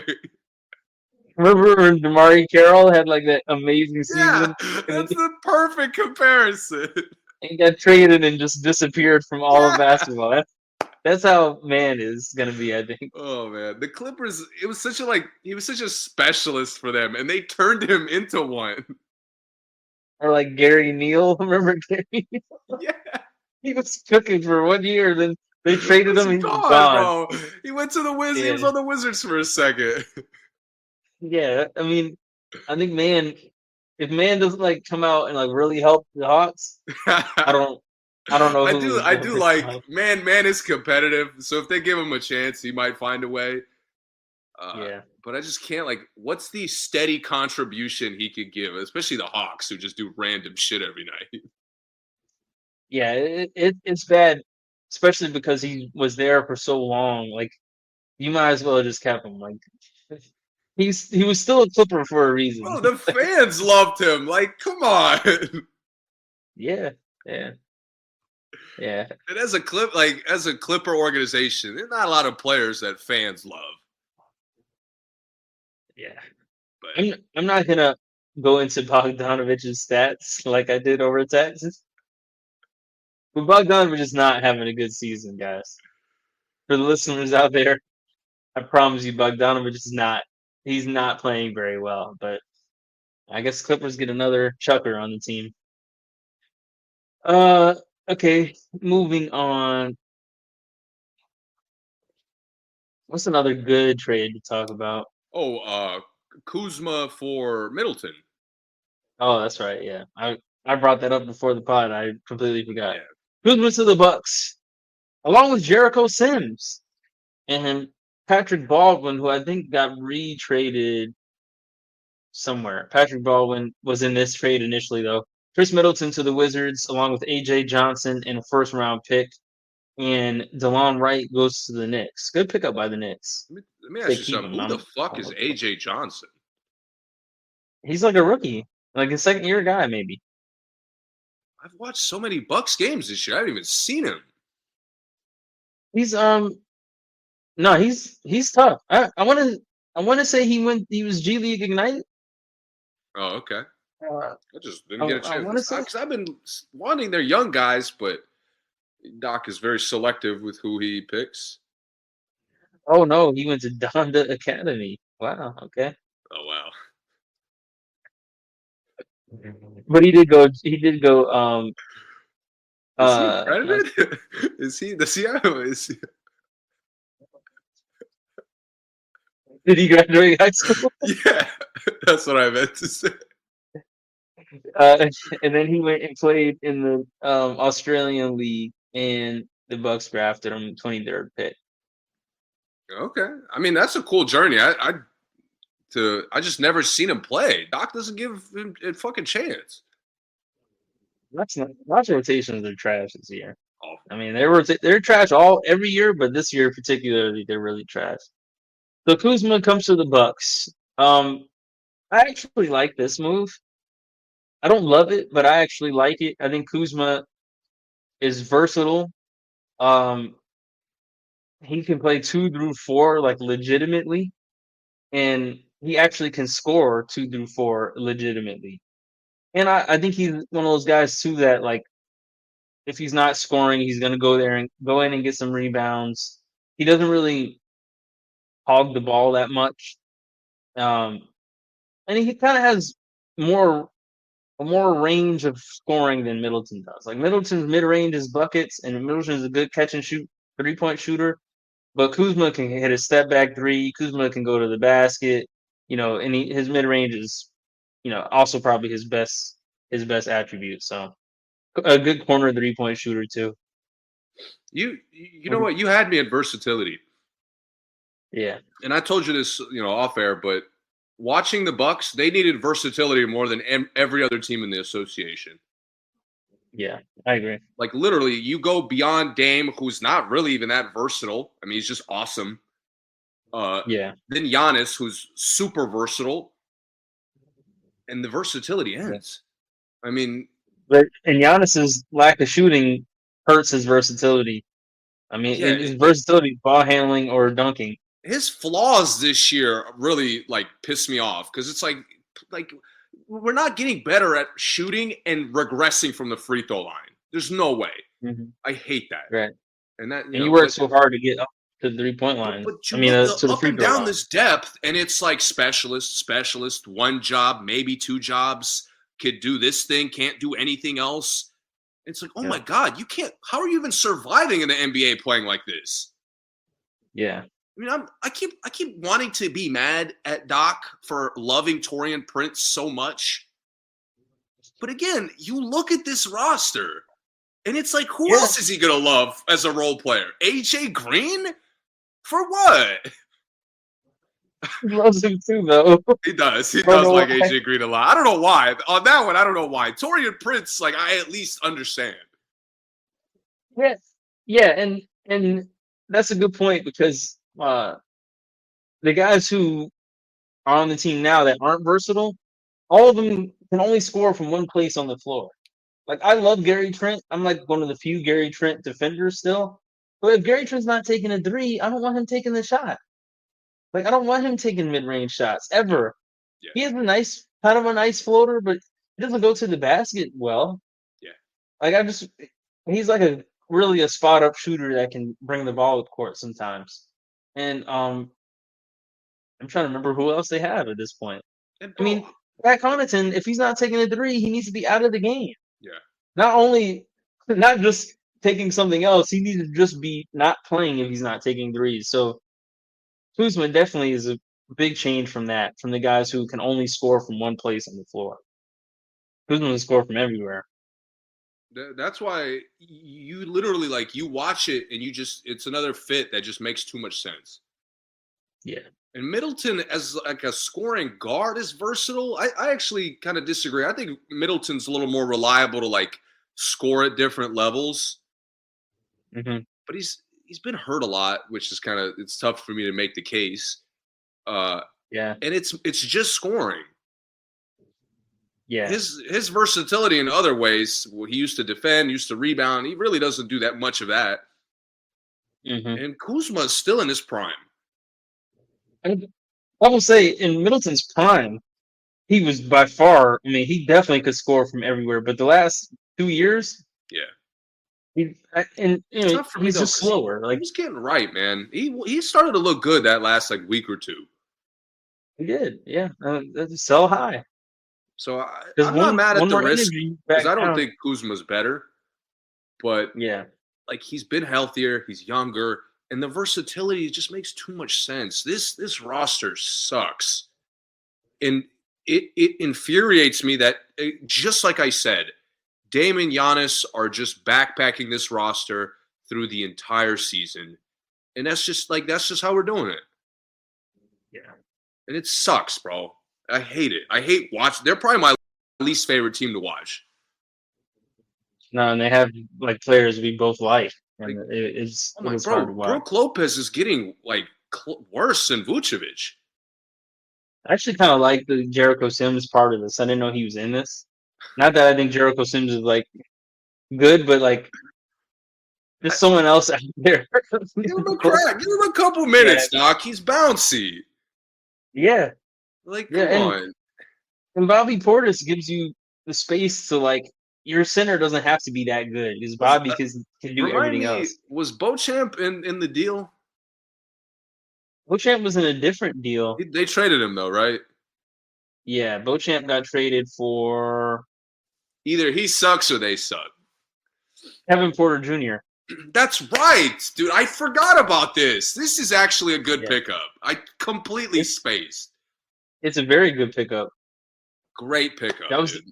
second to last trade of the deadline. It really was the last player for player Such a trade of the sneaky deadline. move. I literally wrote the shit down because it was a sneaky move I didn't want to forget. Still forgot it.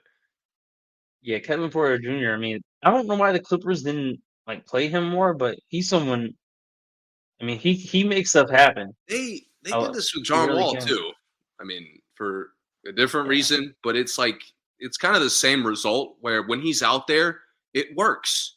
Not he's not yeah, cooking, he's not like getting right or whatever, but he's still NBA caliber. He's still a good bench player. He's still 6'8". yeah, His size is obvious every time he touches the ball.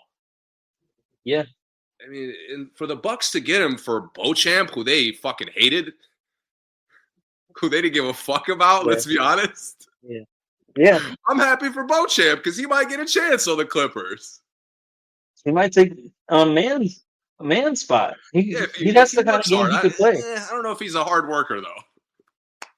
Yeah, maybe not, but I could see him being that lengthy defender. He might hit some random shots, like And it's like, he bro, gets out Kawhi's on the missing break. time. That's clock opening up right there. Yeah, he's one of those guys who makes those random cuts that man used to make. Like, 100%. the defense, Yeah, I can he see gets it. behind the back line of the defense. So yeah, I think Beauchamp could be good there. But again, going back to the Bucks, versatility. Like Kevin Porter Yeah, Jr. can play the one, he can play the two. He's big enough to be a fucking wing. He could guard multiple positions.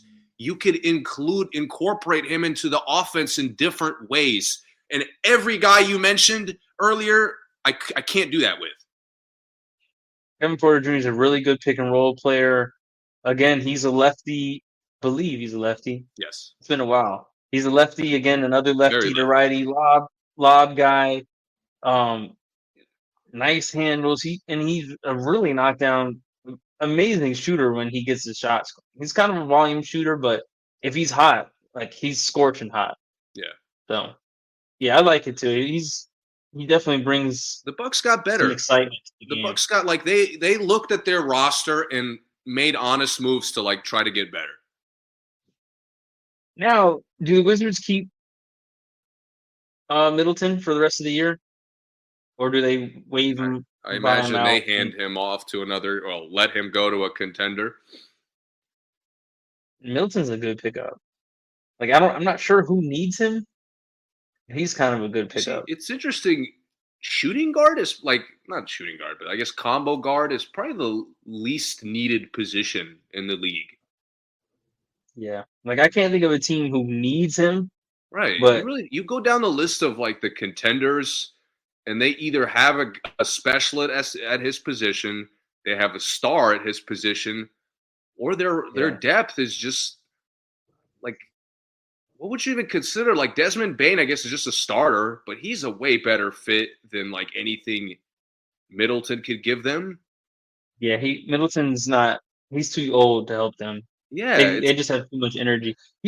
Honestly, now that the Cavs lost depth, he would be a great backup wing for the Cavs. dude, him coming off the bench for Cleveland would literally it would clean up the chemistry concerns because it's now you get a lot of the depth back and you get a little more like versatility upside from two guys instead of one And a winner, someone who's actually won before. and a vet, like a true vet. He fits the chemistry right away. Yeah, that's possible. I mean, I think even it might be kind of crazy, but the Suns could be possible. Him going back with Bud. Um, I doubt that. that could be possible. They got three-star shooting guards over there. But they've been trying to trade for a guard like the whole deadline for some reason. Yeah, and couldn't When they find already nobody have, because Phoenix is dumb as yeah. shit. They traded Okogie for Nick Richards. I mean, that was Yeah, in good pickup. January. Hey, they got rid of Nurkic. That's a win in my book. Yeah, I didn't even bring that up, but Nurkic. I'll say some rapid fire ones. Daniel Tice going to the Thunder. I love it. Makes I didn't sense. know that. You didn't know they got Tice? Yeah, that's a great pickup. Tice, Hartenstein and Chet, like all Yeah. Have you energetic. They seen go them for every healthy? Oh spot. my, they obliterated the Bulls the other day. Yeah. Hartenstein and Chet look fucking awesome together. See, with Tice is someone I don't know why the Warriors didn't go for. Like, he would fit them perfectly. Tice and Draymond would probably be fighting. Reggie Jackson's a free agent. Nurkic to the Hornets. Uh, that's really it. Cody Zeller is still in the league. Marcus Smart getting traded from the Grizzlies. Grizzlies get Marvin Bagley and Johnny Davis. Grizzlies get Marvin Bagley is kind of I like. Johnny Davis I don't, but Bagley I like a lot. You don't like what you seen from Johnny? Ain't no way you haven't seen shit from Johnny. He hasn't touched the fucking court. Yeah, I was gonna say I haven't seen anything. Bro, they got Bub Carrington came in there and took his minutes instantly. Yeah, pretty quickly. But Bagley, Johnny, I still cool. think I would like to see Bagley out there. I think he can help. Yeah, and a lefty. You got another lefty big. Bagley's another versatile guy. I mean, Bagley had a good little run for the Wizards. Like he had 10 games where he was like legit. Yeah. So I like him there if they use him. It also opens them up for more trades. Smart will probably get bought out by the Wizards. Smart's a huge pickup for a team. Yeah. Warriors. I mean that would be very nice. Get Steph not having to play defense as much. Smart, Draymond, and Jimmy as a defensive lineup. Yeah, you might convince me that you don't need a center. Exactly. Smart will check your center. Yeah, I can see it. We did get Alex Len. Didn't you guys have Alex Len before? I mean, he was a Maryland guy, but I don't know if the Wizards had him. Oh, that's right. Yeah, he went to Maryland. That's what it was. How has Alex Len been in the league this long? It's been a long time. He's been collecting paychecks doing bare minimum, bro. He's like 7'2", right? Like he's really tall. Yeah, something like that. He's big, but he doesn't use that shit at all. No, he doesn't. I'd take tiny Jakob Poeltl over him. Right. And the Raptors got James Wiseman. That concludes the trade deadline. Interesting deadline. The West, probably dude, the craziest deadline. Excited for the West. It broke the record for the most players moved. Did you hear that? 63 players got moved. Damn. 63 record. What was the record before that? Does it say? No, I didn't see. It didn't. What I saw didn't say. It just said NBA record 63 players moved to the deadline. It's always like it's not really a big deal if it was already close, but if it was like 40 and all of a sudden we damn near doubled that shit, like whoa there. Yeah. I'm trying to I don't know. I can't really imagine like a deadline where a lot of I can remember a lot of moves happening, you know? Yeah, and this did feel like a lot of players. I mean, even in these trades, it was like a lot of players for guys like Ingram and Hunter both were 2-for-1s. So that made it kind of there was like no 1-for-1 trades that we mentioned. All of them were like 2-for-1, 3-for-2. I guess if I had to pick, Fox was probably the most honest trade as far as like they gave up a lot to get him. Yeah. But it was also like, yeah, he's really fucking good. Yeah, his trade probably was the most the most fair trade. Because he's a guy like I would have expected a couple guys and a package, or like a package of picks, or a big package of picks. Yeah. Yeah, I mean, Jimmy, Kyle Anderson, and Schroeder for Jimmy is. I mean, Yeah, I'm I not guess mad at that. That's close. Yeah. Kuzma for Middleton was okay. Just okay though. Well, let's think about some of the teams we're surprised didn't make trades before we go to All-Star Weekend. Who are you surprised didn't make trades? You want me to start? Are you starting with the Wolves? I wanted to mention them. No, they were my second one, so you can go. Wolves. Yeah, the Wolves. I'm surprised. Yeah. The opposite of what I was saying for Cleveland. It's like your chemistry looks awful. Yeah. Even when you're winning, doesn't look good. Right. And I don't know if there's any other team winning like a decent amount of games that's miserable. Mm-hmm. I mean, Minnesota might be the only one, and they did nothing, as if they're fine. Yeah. I mean, it's insane how much more exponentially right you've been about Mike Conley since saying he's washed. He's gotten more washed. He's gotten like more useless, more invisible. His game is like regressing. And now they're trying to run DiVincenzo at the one, which is just not good. Ew. I mean, come on. And then Ant at the one, DiVincenzo at the two sucks. Like it's just I hate all of that. Yeah. And there's guards. I mean, I would risk getting deloading back before I did that. Like I would say, like, let's just try something else. We have a different team. It's not the same team he played with. True. But like Kevin Porter Jr., like Marcus Smart is out there. You got guys who don't have to be like the old prototype point guards, but like. But at the same time, look at the Bucks. And I told you, Dame and Giannis are so fucking good. Backpack the problems away. Yeah. Ant and Randall haven't done that at all. No, they haven't. They've fed into the problems of the team. Like Dame is trying to defend better. Ant is settling along with the team. Like the team is settling for jumpers. He's doing that. Randall has like aggressively proving that he's not a leader and that he has no interest in being a leader. And it's like, how can I ask Jaden McDaniels to play hard every second if you're not going to do that? Yeah. Because Cat did, and it showed. Yep. Now it's like they found a guy to have even less chemistry with Rudy Gobert. How did you do that? Yeah. Every one of their players who was exciting last year, none of that. Jaden McDaniels hasn't gotten any better. Naz Reid looks worse. Picking up DiVincenzo, his great season last year looks like a fluke. Yep. Ant looks worse. Julius Randle looks worse. I mean, this is just a disaster. Ant has definitely taken a step back. And I don't know why he's passing so much. So I don't know why. Good. Yeah, he is. So it's like a lot of times, even with him stepping back, they're still capable of winning. Yeah. But it's the same pictures coming in the playoffs. A lot of times they're just out.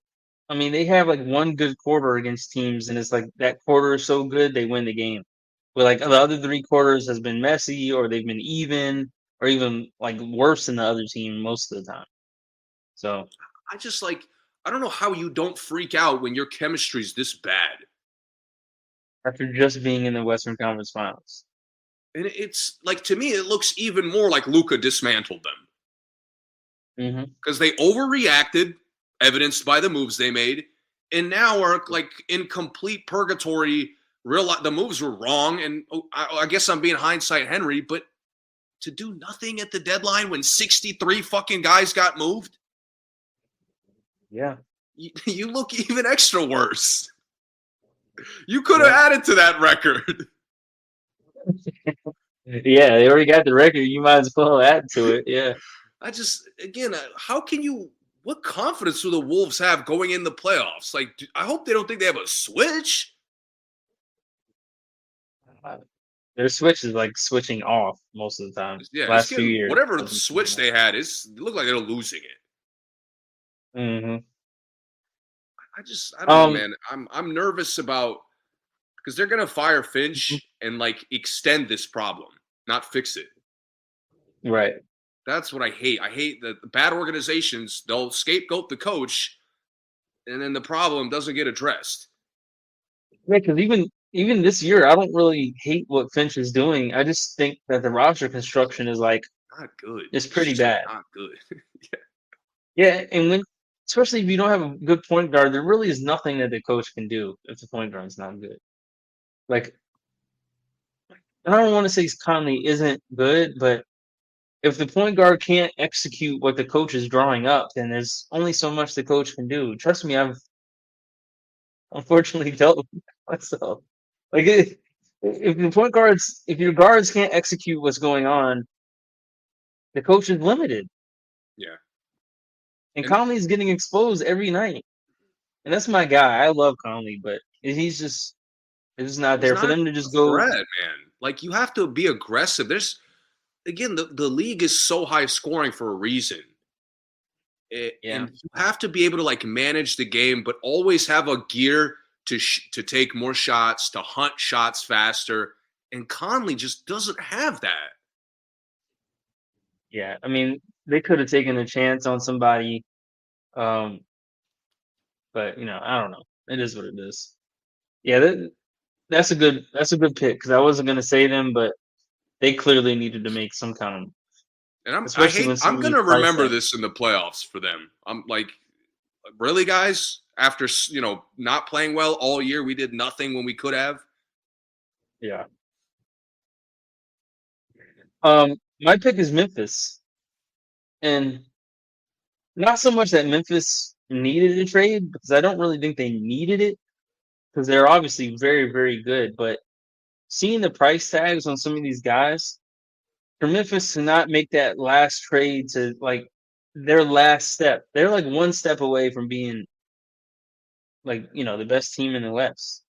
And they probably have more trade pieces than anybody. Like, you tell me Bain and Santi Aldama is not a better package than Olenek and Bruce Brown? I'll give you Brandon Ingram for that.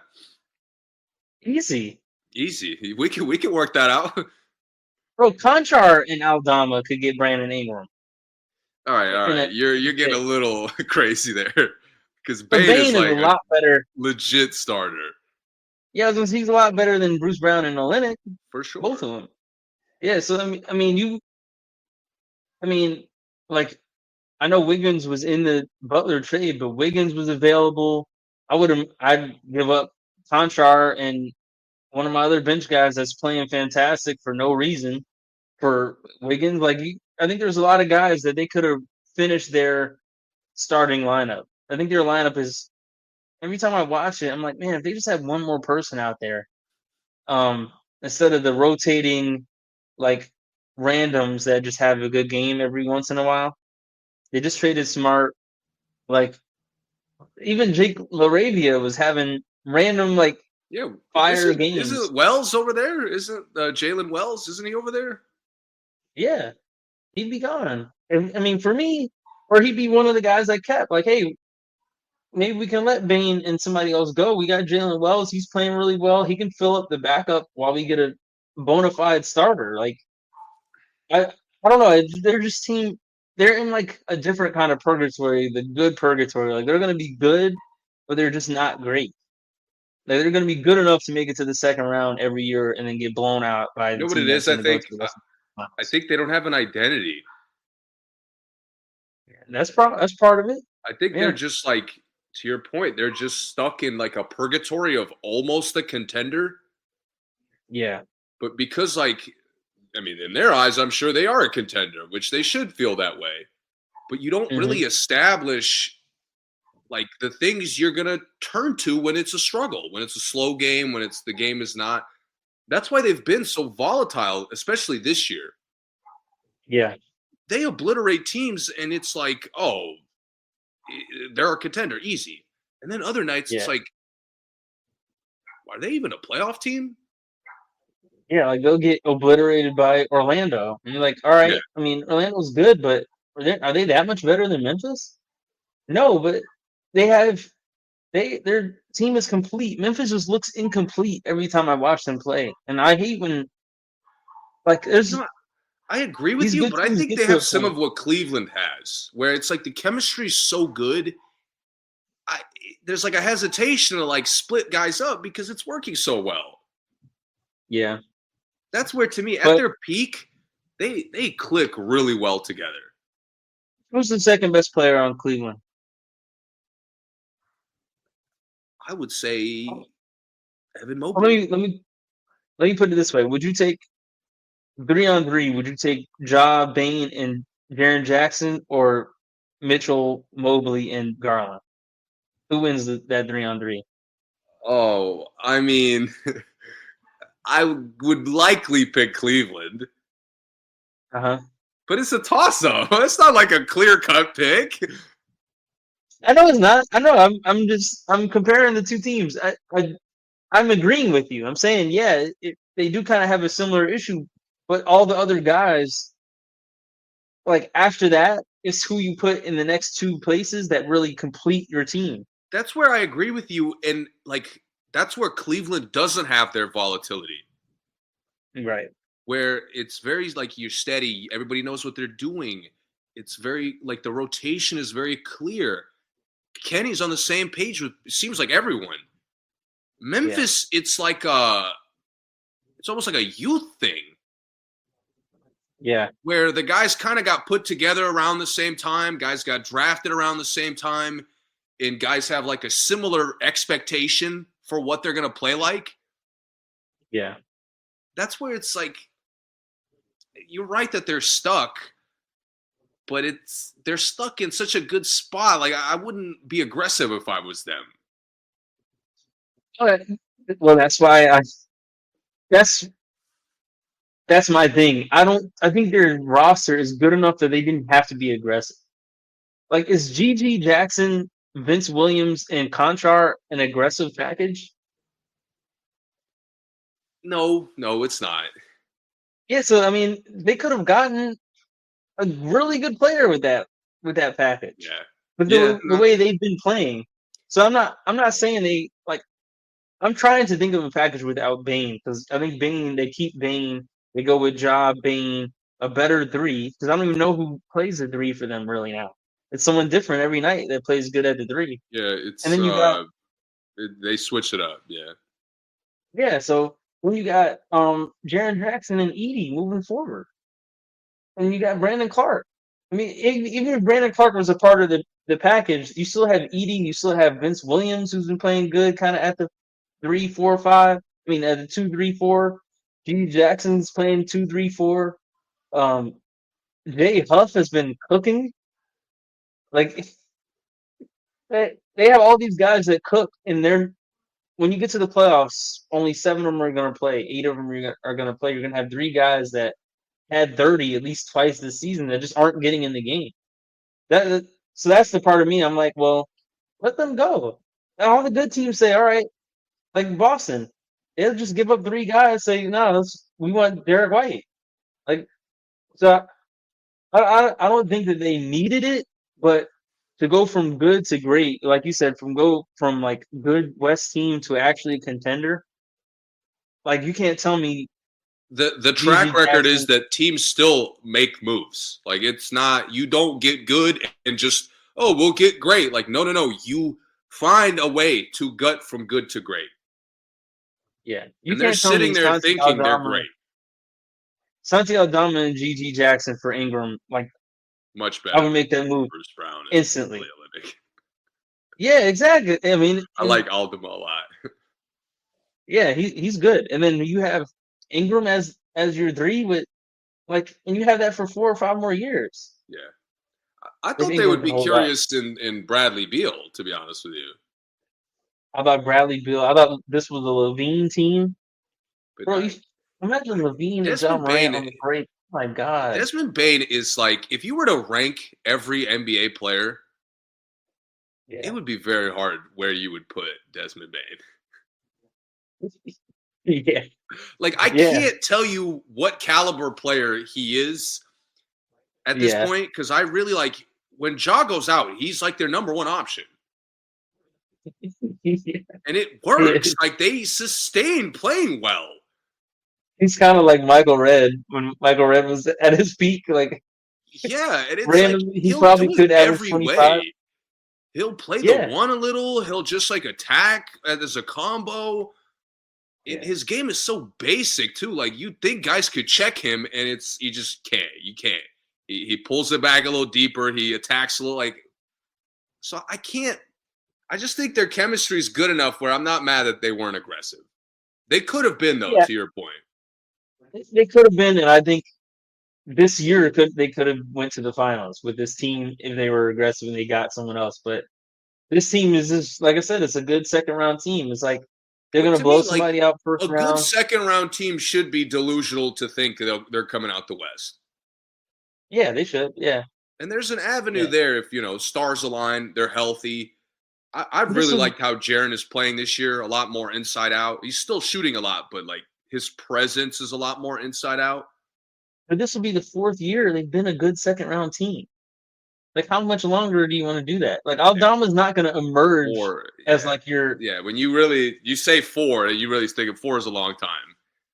It has been though. To sustain that just the same level is I mean it's purgatory Yeah, for sure, but it's such a yeah. good purgatory. You don't want to risk making it worse.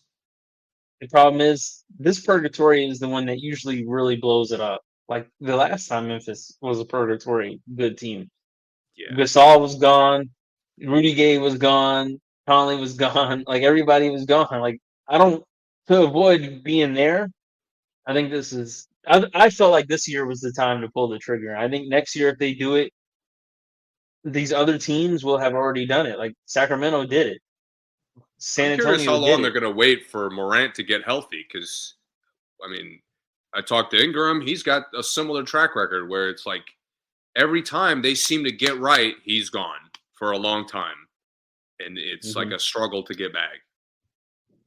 Yeah, And I think that's yeah, factored into them struggling to like even see that decision that needs to be made. yeah. I mean, last thing, the Bulls technically got Herter, Trey Jones, and Zach Collins for Levine. You telling me Memphis couldn't put a better package than that without including a starter? Herter, 1,000%. Trey Jones, and Zach Collins. Like I'm going to get Levine. Like Yeah. Again, you'd think Zach LaVine was trash. that's what I'm saying. The price tags on some of these guys, like, is I mean, if the Wizards don't keep Middleton, they gave Kuzma up for free Yeah. for a first round pick. And Milwaukee's by the Wizards' odds of handing out contender pieces. The Bucks might go to the finals. Yeah, so that's to me, that's where I'm like, all right, Memphis, like it seems like a no brainer. You have all these guys that are just never going to play in a playoff game. Kennard's playoff career is over. They'll have him. He'll never get in a playoff game. I Vince don't know why he Williams, gets in maybe. now. Right. Honchar, no. GG Jackson, maybe. You got these guys, maybe, but I you got four untradables for me. It would be Ja, Jackson, Bain, Edie. Everybody else you can replace. And Yeah, you get they that have the fifth guy. options. I'm curious. They're a team we're going to double back to because 4 years is a long time to sit where you are and not do anything. What if they get DeRozan? I don't know how I would feel about that, to be honest. DeRozan and Bain would be weird together. I feel like they'd like run into each other. I don't know though, because Bane's got that like shoot. He's like he seems like he's primarily a shooter. Yeah, Like the way his game kind of develops seems like he started off as a shooter primarily. yeah. So I could work, but DeRozan's just a weird fit in general. Um, any other teams you were surprised didn't do anything? Uh, I have one more. I'm not gonna go as long though. No, because I thought they would do something, but looking back, I'm not surprised because they've been playing much better. Indy. Okay, yeah. Indy is They in just a got rid of similar wide. situation to Memphis, where I mean, if you're talking about a team that has a package to put up, Oh yeah, they could have got a fucking star. They could have got any of the guys we've talked about today. yeah, without losing their big The three. core, yeah. Yeah, So, and they have so much depth. Like, there's potential for them to still have some talent left, like some to put in the rotation. absolutely. But like when you're starting to kind of get your form back, and you were a potential contender last year, like it's okay not to overreact. I will say the only problem with them is their guys that would be in the package are like all having a down year. Yeah, Like they're Nimbar, not. Nobody's individually getting better for them, but the yeah, team wise, they're starting to figure it out a little bit at least. yeah, they are. They are. Like Neesmith and Nimbar both kind of took a step back, and Matherin, like I'm still not really sure like But what's it's like, going on. but you think about it, they're still going to be a massive factor in the playoffs. I think this is a team Oh, absolutely. that's kind of coasting. And they'll use their depth more than Memphis will in the playoffs. Like at Oh least yeah, they did last. for sure. Yeah, Last year it was they like act, their key aspect of the team essentially. yeah. So I'm with you. I'm not surprised that they didn't, but they're a team that if they did, I also wouldn't have been surprised for sure. I have a team that's like the opposite way though. Like what is Portland waiting for? Like To do what? like what are they waiting? Like why do they still have all those guys? What are they waiting for to tank? Like what are we doing with Robert Williams? And why are we still paying? If I'm the GM, like why are we still paying Anthony Simons to lose? Like what are we doing? He's Uh, having fun losing. yeah, Simons, bro. They have Simons, Eaton, Thibault, and Abdiha, who's like we said, a most improved candidate. Jeremy Grant. Like, what are we doing with all these guys? Robert Williams, Jabari Walker. We have a bunch of guys that every other team that could help every team in the league, and we're just sitting on them to Bro, you catch remember L. remember how long we talked about, not long, but like how many times we brought up Jeremy Grant and how exciting it was that like he will, wherever he goes, it's going to be a seamless fit. And that So motherfucker like, picked Portland, yeah, and he's been irrelevant ever since. yeah, he is. Oh, it makes me sick, dude. Portland, I don't know what they are. Do they look like a team even committed to tanking? That's my point. They look What like are they're they like trying waiting to for? rescue a playoff spot. It does. Which That's it's why, like, like, bro, it's guys, over. Give it up. what are we doing? Yeah, There's no way that Portland is more delusional than Sacramento, right? Like, it looks like it. it does. I just, bro, Portland, can you tell me a West team that looks worse? There isn't none. None. They're terrible. I They're can look, terrible. there's teams I don't like. I mean, the Clippers, Phoenix, I'm not a huge fan of what they've built. I could sit Yeah, here for 20 minutes per each team, give you positives. yeah. What the fuck is going on in Portland where it's like the chemistry is getting better unbelievably late? Who cares? Who Yeah. cares that now they have these mismatched pieces that kind of make sense? It's so fucking random. Or they're like an old man who has lost, It's fucking feeling deadline, in dude. both This legs. deadline should have cooked the record. I know. They're like an old man who can't drive anymore, but still has a bunch of classic cars in the garage. Like, bro, what are you doing with those cars? Like, Nothing. you come over to your grandpa's house. Your grandpa hasn't driven in 3 years. Like, grandpa, why do you still have a '71 Challenger in the garage? Let it go. Portland, get some motherfucking picks. Jesus, what are we doing? Right? You telling me Orlando wouldn't have given picks for Anthony Simons, or like Easy. Thibault would help every team in the league right now.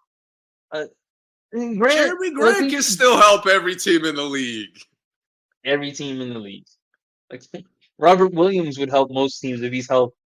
I don't. I mean, I don't know if I'd trade a pick for him. 2 second-round picks I'd trade for him, and if he's healthy or not. The upside you get if he is healthy is worth Avdia playing for a fucking max contract. it. It's like, what are we? And I'm Portland, and let's just be honest, Portland, Norman Powell was exactly this. He came there, yes, he cooked, they paid him, and then got rid of him half a year later. yeah, Trent too. So Portland has, I hate on the Lakers. Portland has a systematic, dedicated track record of just nonsensical decisions where Yeah, you're literally like, why? I want to understand. And I don't. yeah, yeah. Portland is just I like mean, in the worst purgatory you could possibly imagine. yeah, uh, good pieces on a bad team. Like they got 4 solid pieces that would go Bro, start look on at that any team start. in Their the league. starting lineup, you'd like, oh, maybe this is a playoff team. What the fuck? Yeah, yeah. Give me Simons, Thibault. I mean, no, Simons, Avdia, Grant, Aiton, and Shaden Sharp, and then tell me Robert Williams, Scoot, and Bro, you that's know, a fire like top 8. There's not many top 8s better. And it's the most useless one of all the top 8s. yeah, Like, think about how much worse Denver is as a top 8, and like they get more consistent quality production from their guys. yeah. That my point exactly. They're the only team that I'm like, why do you still have this team? Let it Bro, and go. Portland wasn't even involved in a rumor. That's what I'm saying. They were That's what I'm sitting shocked. there, sitting there like phone down. We're good. We're running it They up, left the folks. phone for you kids out there that are too young. When we were younger, you could leave the phone off the hook and calls didn't come in. Portland just left their phone completely off the hook. No It's calls just the coming in. It's dial over. tone is just it's just ringing endless. Yeah, they're done. Oh, I dude. don't understand. Avdi has averaging 15, 6, and 3. That's where it's like I feel like it's funny to me. You see like fan bases like Dallas freaking out that they got rid of Luka. It's like at Yeah, least your organization is trying like to make moves that make sense. yeah. Bro, Portland, you can't even make a case. Like, find me a Portland fan who can explain what the fuck they're doing. Oh, everybody except for Scoot because this is his first year, and I mean his second year, and Aiton are averaging right now more than their career average. Everybody, Yep. and everyone's over. I mean, and Robert Williams. Robert Williams isn't. He's barely playing. So, but yeah. So they were high on my list because I was just looking like, all right, when Simon's going to Orlando, like that's the easy, like makes perfect sense. He's from Florida. Orlando picks him up. They need a point guard. He's energetic. He's fast. He's young. Like, duh. Like it's an easy fit. And if you watch Portland, like their guys are all playing well enough where it's like, wow, if I got him, he could really contribute for me. Yeah. And they're just stuck there. See, I thought Grant was gonna be the Cavs move. I thought that That was makes gonna be who they got. that would have been I so was much like, okay, better. that would have been. And that's like I'd Yeah. risk my chemistry for a guy with that upside. Yes. Yeah. Yep. So, all right. Moving on. All-Star Weekend. Last segment. We'll run through the All-Star Weekend pretty quick because it is confusing and it hasn't been that exciting. Rising Stars Challenge, 3-team tournament again. Is it just 3-team? Or do they play the? Oh no, they'll play the G League Ignite. It looks like. or the former G League Ignite guys, maybe. I don't know. I, oh, I'm sorry. Yeah, G League All Stars, I guess. Head coach by Jeremy Lin. Oh, nice. So Team T: Kason Wallace, Jaime Jaquez, Grady Dick, Anthony Black, Zachary Vichache, Alex Sarr, and Tristan Del Silva. That's on Tim Hardaway's team. Mitch Richmond's team is the Thompson twins, Koulibaly, Scoot Henderson, Tumani Kamara, Eves Missy, and Bub Carrington. That team has some dogs on it. Team Chris Mullins is Stephon Castle, Dalton Connect, Jalen Wells, Keontae George, Zach Edey, Trace Jackson Davis, and Ryan Dunn. And the G League team is J.D. Davison, Mac McClung, Bryce McGowan's, Leonard Miller, Dink Tate, Reed Shepard, and Pat Spencer. They get two white point guards at the end of their lineup. That's Team Jeremy. They'll do the tournament thing again like last time, and whatever. Any comments on that? No, I do like the teams. That second team like is a little, even though they got dogs, they're a little like not a lot of position variety. Yeah. But again, you make up for that with straight dogs who are all like playing some of their best basketball. Yeah. Shout out to the Thompson twins. They're both cooking. Koulibaly and the Thompson twins is like a scary three, like whatever position they're at. They gotta pick up full. Have to. 2, 3, and 4 picking up full. That's tough. I'm swinging it all day. We're not dribbling today. we moving without the ball today, guys. Yeah. All right. 3-point contest. Jalen Brunson, Cade Cunningham, Darius Garland, Tyler Hero, Norman Powell, Damian Lillard, Cam Johnson, Buddy Hield. Who you got? Let me go back again slower. Did you say Jalen Brunson?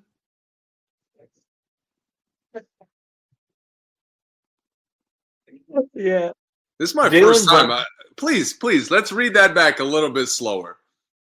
Jalen Brunson, Cade Cunningham, Darius Garland, Tyler Hero, Buddy Hield, Cam Johnson, Damian Lillard, Norman Powell. This list sucks. Not feeling it? Since when do we put score like Norman Powell? Yeah, Norman Powell. Have you ever imagined in your life, I want to see Norman Powell in the 3-point contest? No, I haven't.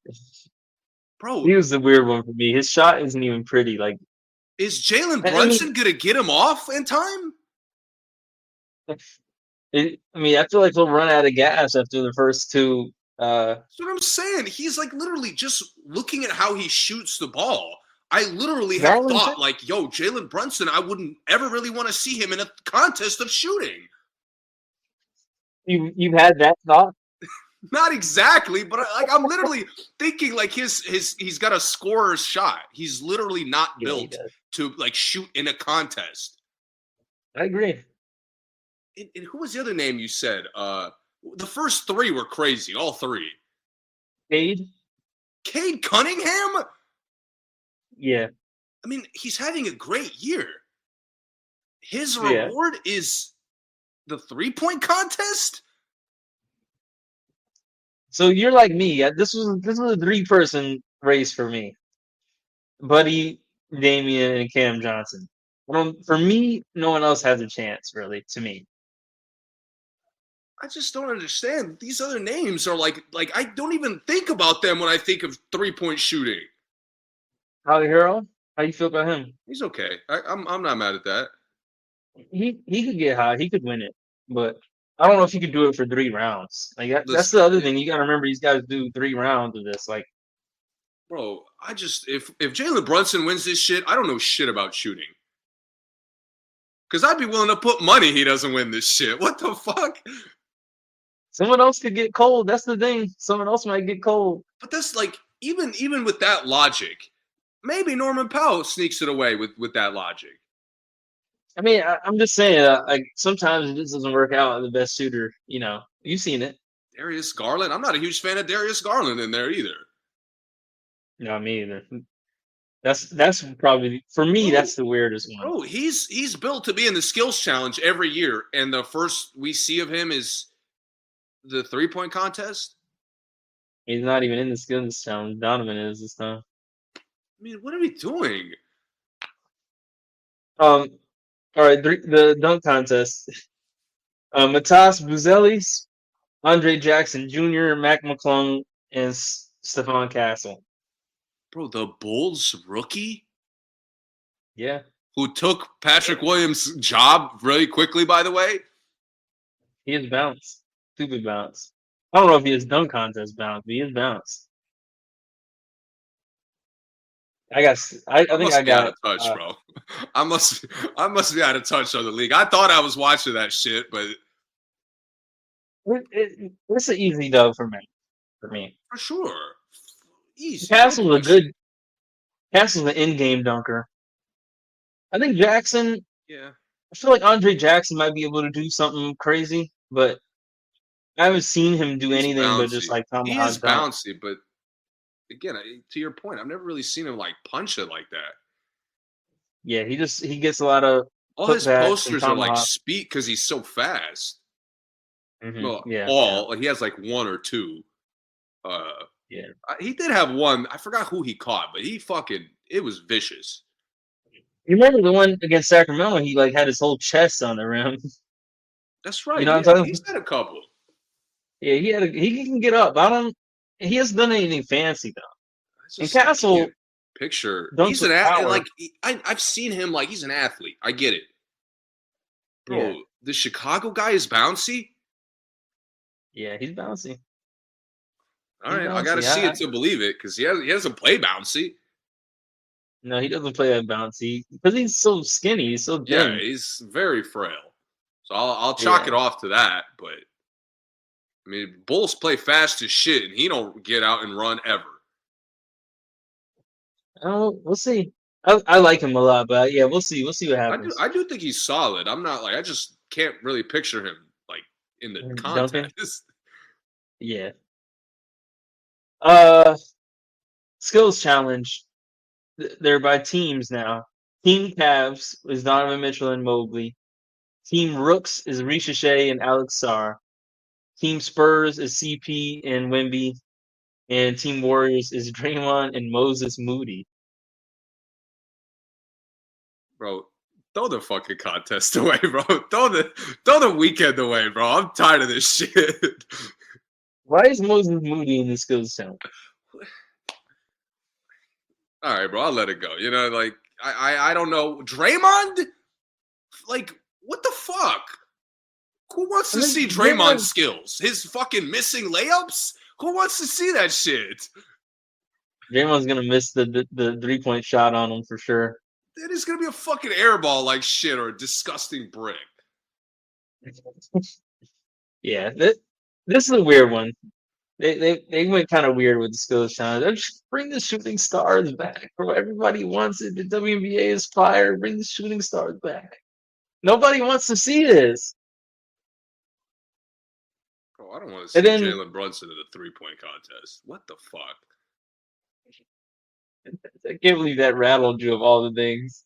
Let's go to the All-Star game. All-Star tournament. So the All-Star tournament teams are Trae Young in replace of Giannis Antetokounmpo, SGA, Shai Gilgeous-Alexander, Jokic, Donovan Mitchell, Sengun, Siakam, Towns, and Wembanyama. That's a big team. Tough one for Towns, Siakam, Wembanyama, Sengun, Jokic, and Greek Freak. That's kind of nuts. Anyway, Kenny has Brunson, Cunningham, Ant, Garland, Harrell, Jaren Jackson, Mobley, and Jalen Williams from OKC. And Shaq went with the classics: Jalen Brown, Steph Curry, Anthony Davis, Kevin Durant, James Harden, LeBron James, Damian Lillard, and Jason Tatum. Shaq just went straight for the Hall of Fame. I like All it. Hall of Famers. I like it. Give me 10 Hall of Famers. I'm good. Yeah. Who do you got? I really don't care. No interest in picking. Yeah. I'm gonna be rooting for the old heads because I like the fact that Shaq kind of put them all together, the vets. Yeah.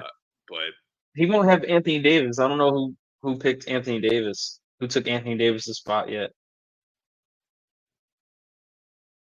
bro, they can't even get shooters in the fucking 3-point contest.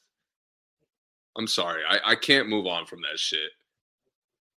Who would you have in there that didn't go?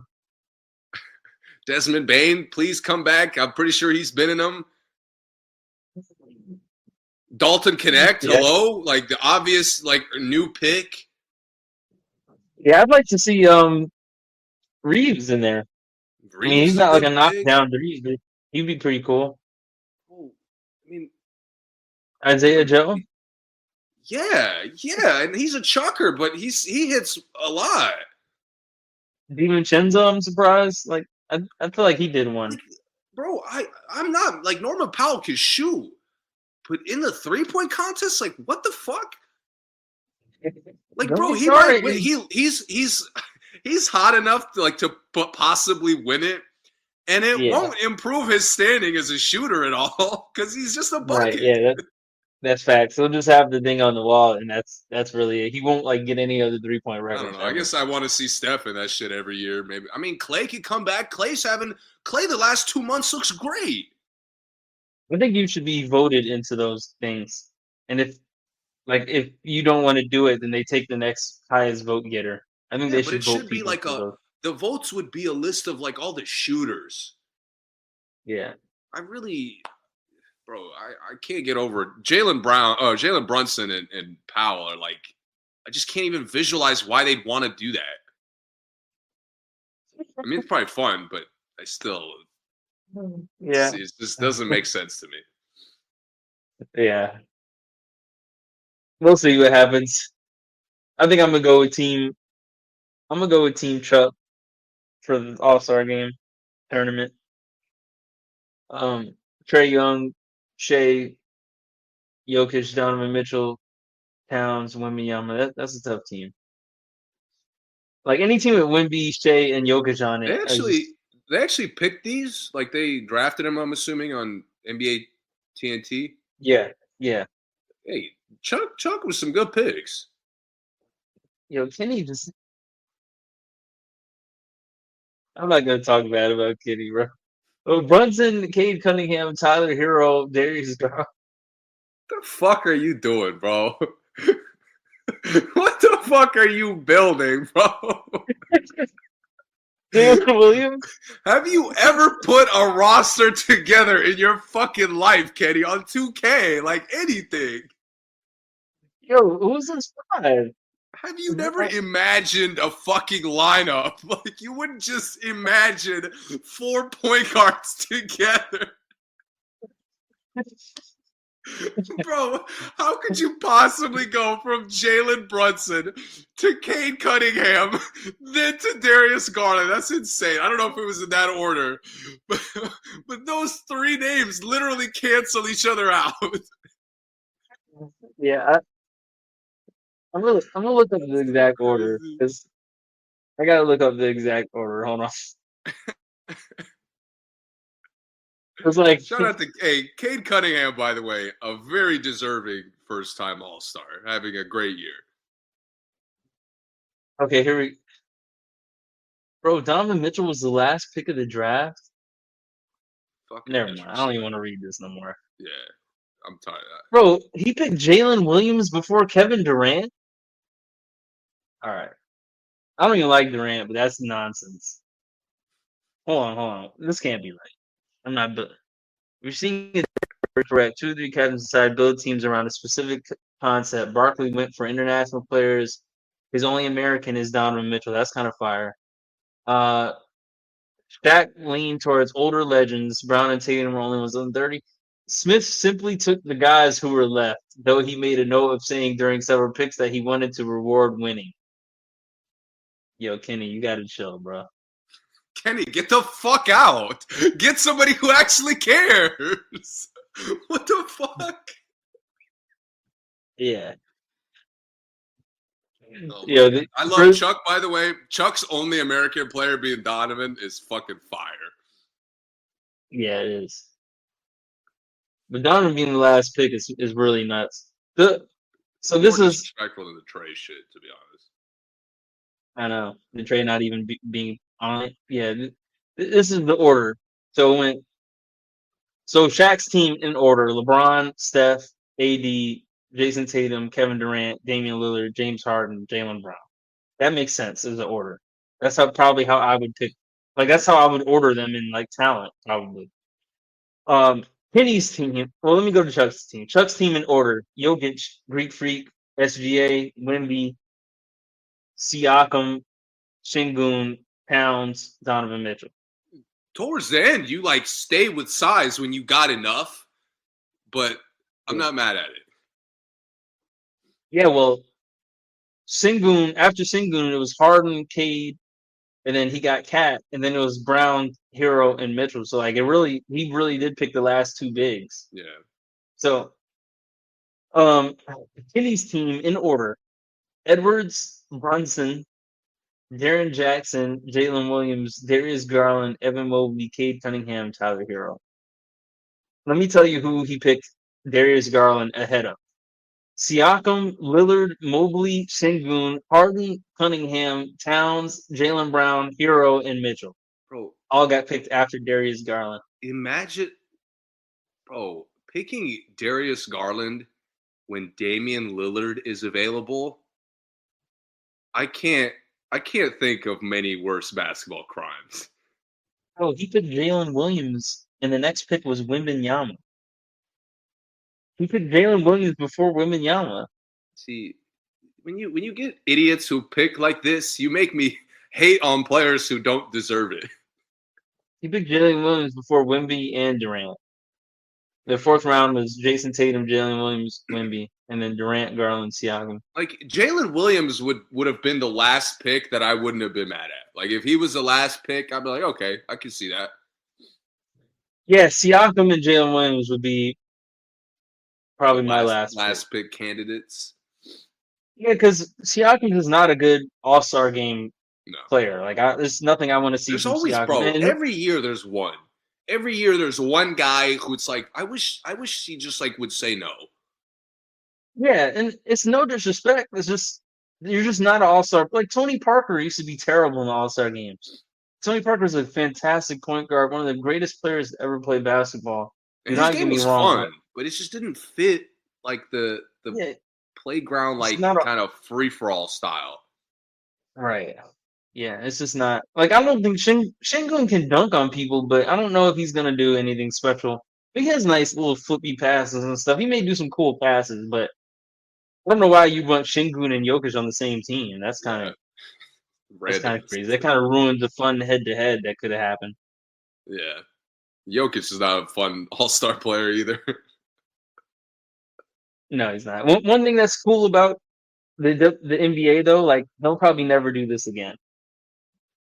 Like they tried it and it sucks. So they'll never do it again. So that is true. That's one thing we can look forward to, them never letting Kenny draft a team ever again. Hey, the fans be letting them hear it when they do some dumb shit. Yeah, like no, this sucked. This was trash. Twitter's gonna go crazy. First take will come on like the All-Star weekend's dead. Kenny's team's gonna get blown out. We'll be talking about it. Kenny. Yeah. Oh, Kenny picking whoever's left. This guy. Yeah. Anyway, that's all I have. You got anything else? No, that's it. Thank you for listening. As always, we're glad to be back. 2025, we'll see what happens. The league is crazy. We got a lot of NBA to talk about for the rest of the season. I think, is there anything else? Watch the Unrivaled Women's Basketball League. Watch it. It's fun. It's interesting. The 3-on-3 league is really it's interesting. It's fun. There's a lot of energy there too. Hmm. The tickets are outrageous, but I guess that's why you watch it on TV. It's a lot of energy. They really did a good job with this. They made an arena just for this league, and the arena is cool. The floor is cool. The jerseys, I don't know why women can't get good jerseys, but the floor is cool. The atmosphere is cool. The teams are very well put together. It's a blast. It I really feel is. like they They did took a good job.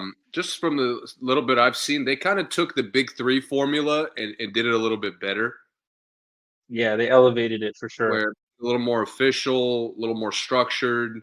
Like there was a little bit more of a game plan of like how we're gonna get this going, and they got the stars. Yeah, They got the yeah, stars. Big thing. yeah. And the Stars got equity in it too. Like the Stars own some of it, so they're gonna stay in it, or they're at least gonna stay involved. They're gonna make This sure is it really is where good for the like players. the big three doesn't have a lot of room to grow because of that. Yeah. Because it's and Ice Cube has complained about this, but like they're not connected with the NBA, so it's like weird. Hmm. Here, it's the players are in tune with both, so it only makes sense for the connection to be there. The WNBA has this. I forgot what it's called, but it's an addendum in their contract that if they make more money playing somewhere else, like in their contract, they can go play where they make more money. Yeah, Which is like the NBA obviously, well, it's just like impossible to pay them more money than what they make. But that's something a lot of these other leagues could take into account. Like these guys want to play more basketball, they should go get their money. I think it would open up more things for teams. I mean, not necessarily for the big three particularly, but just if there's more opportunities where guys can get more talent or you can get more stars in it, they should just figure it out. Like yeah.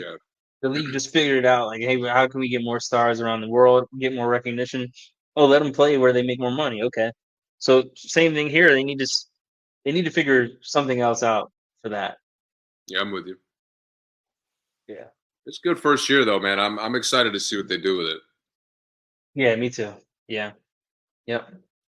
All right. Thanks for listening. As always, subscribe, follow us on YouTube, follow us on Instagram, all that good stuff, and we'll see you next time.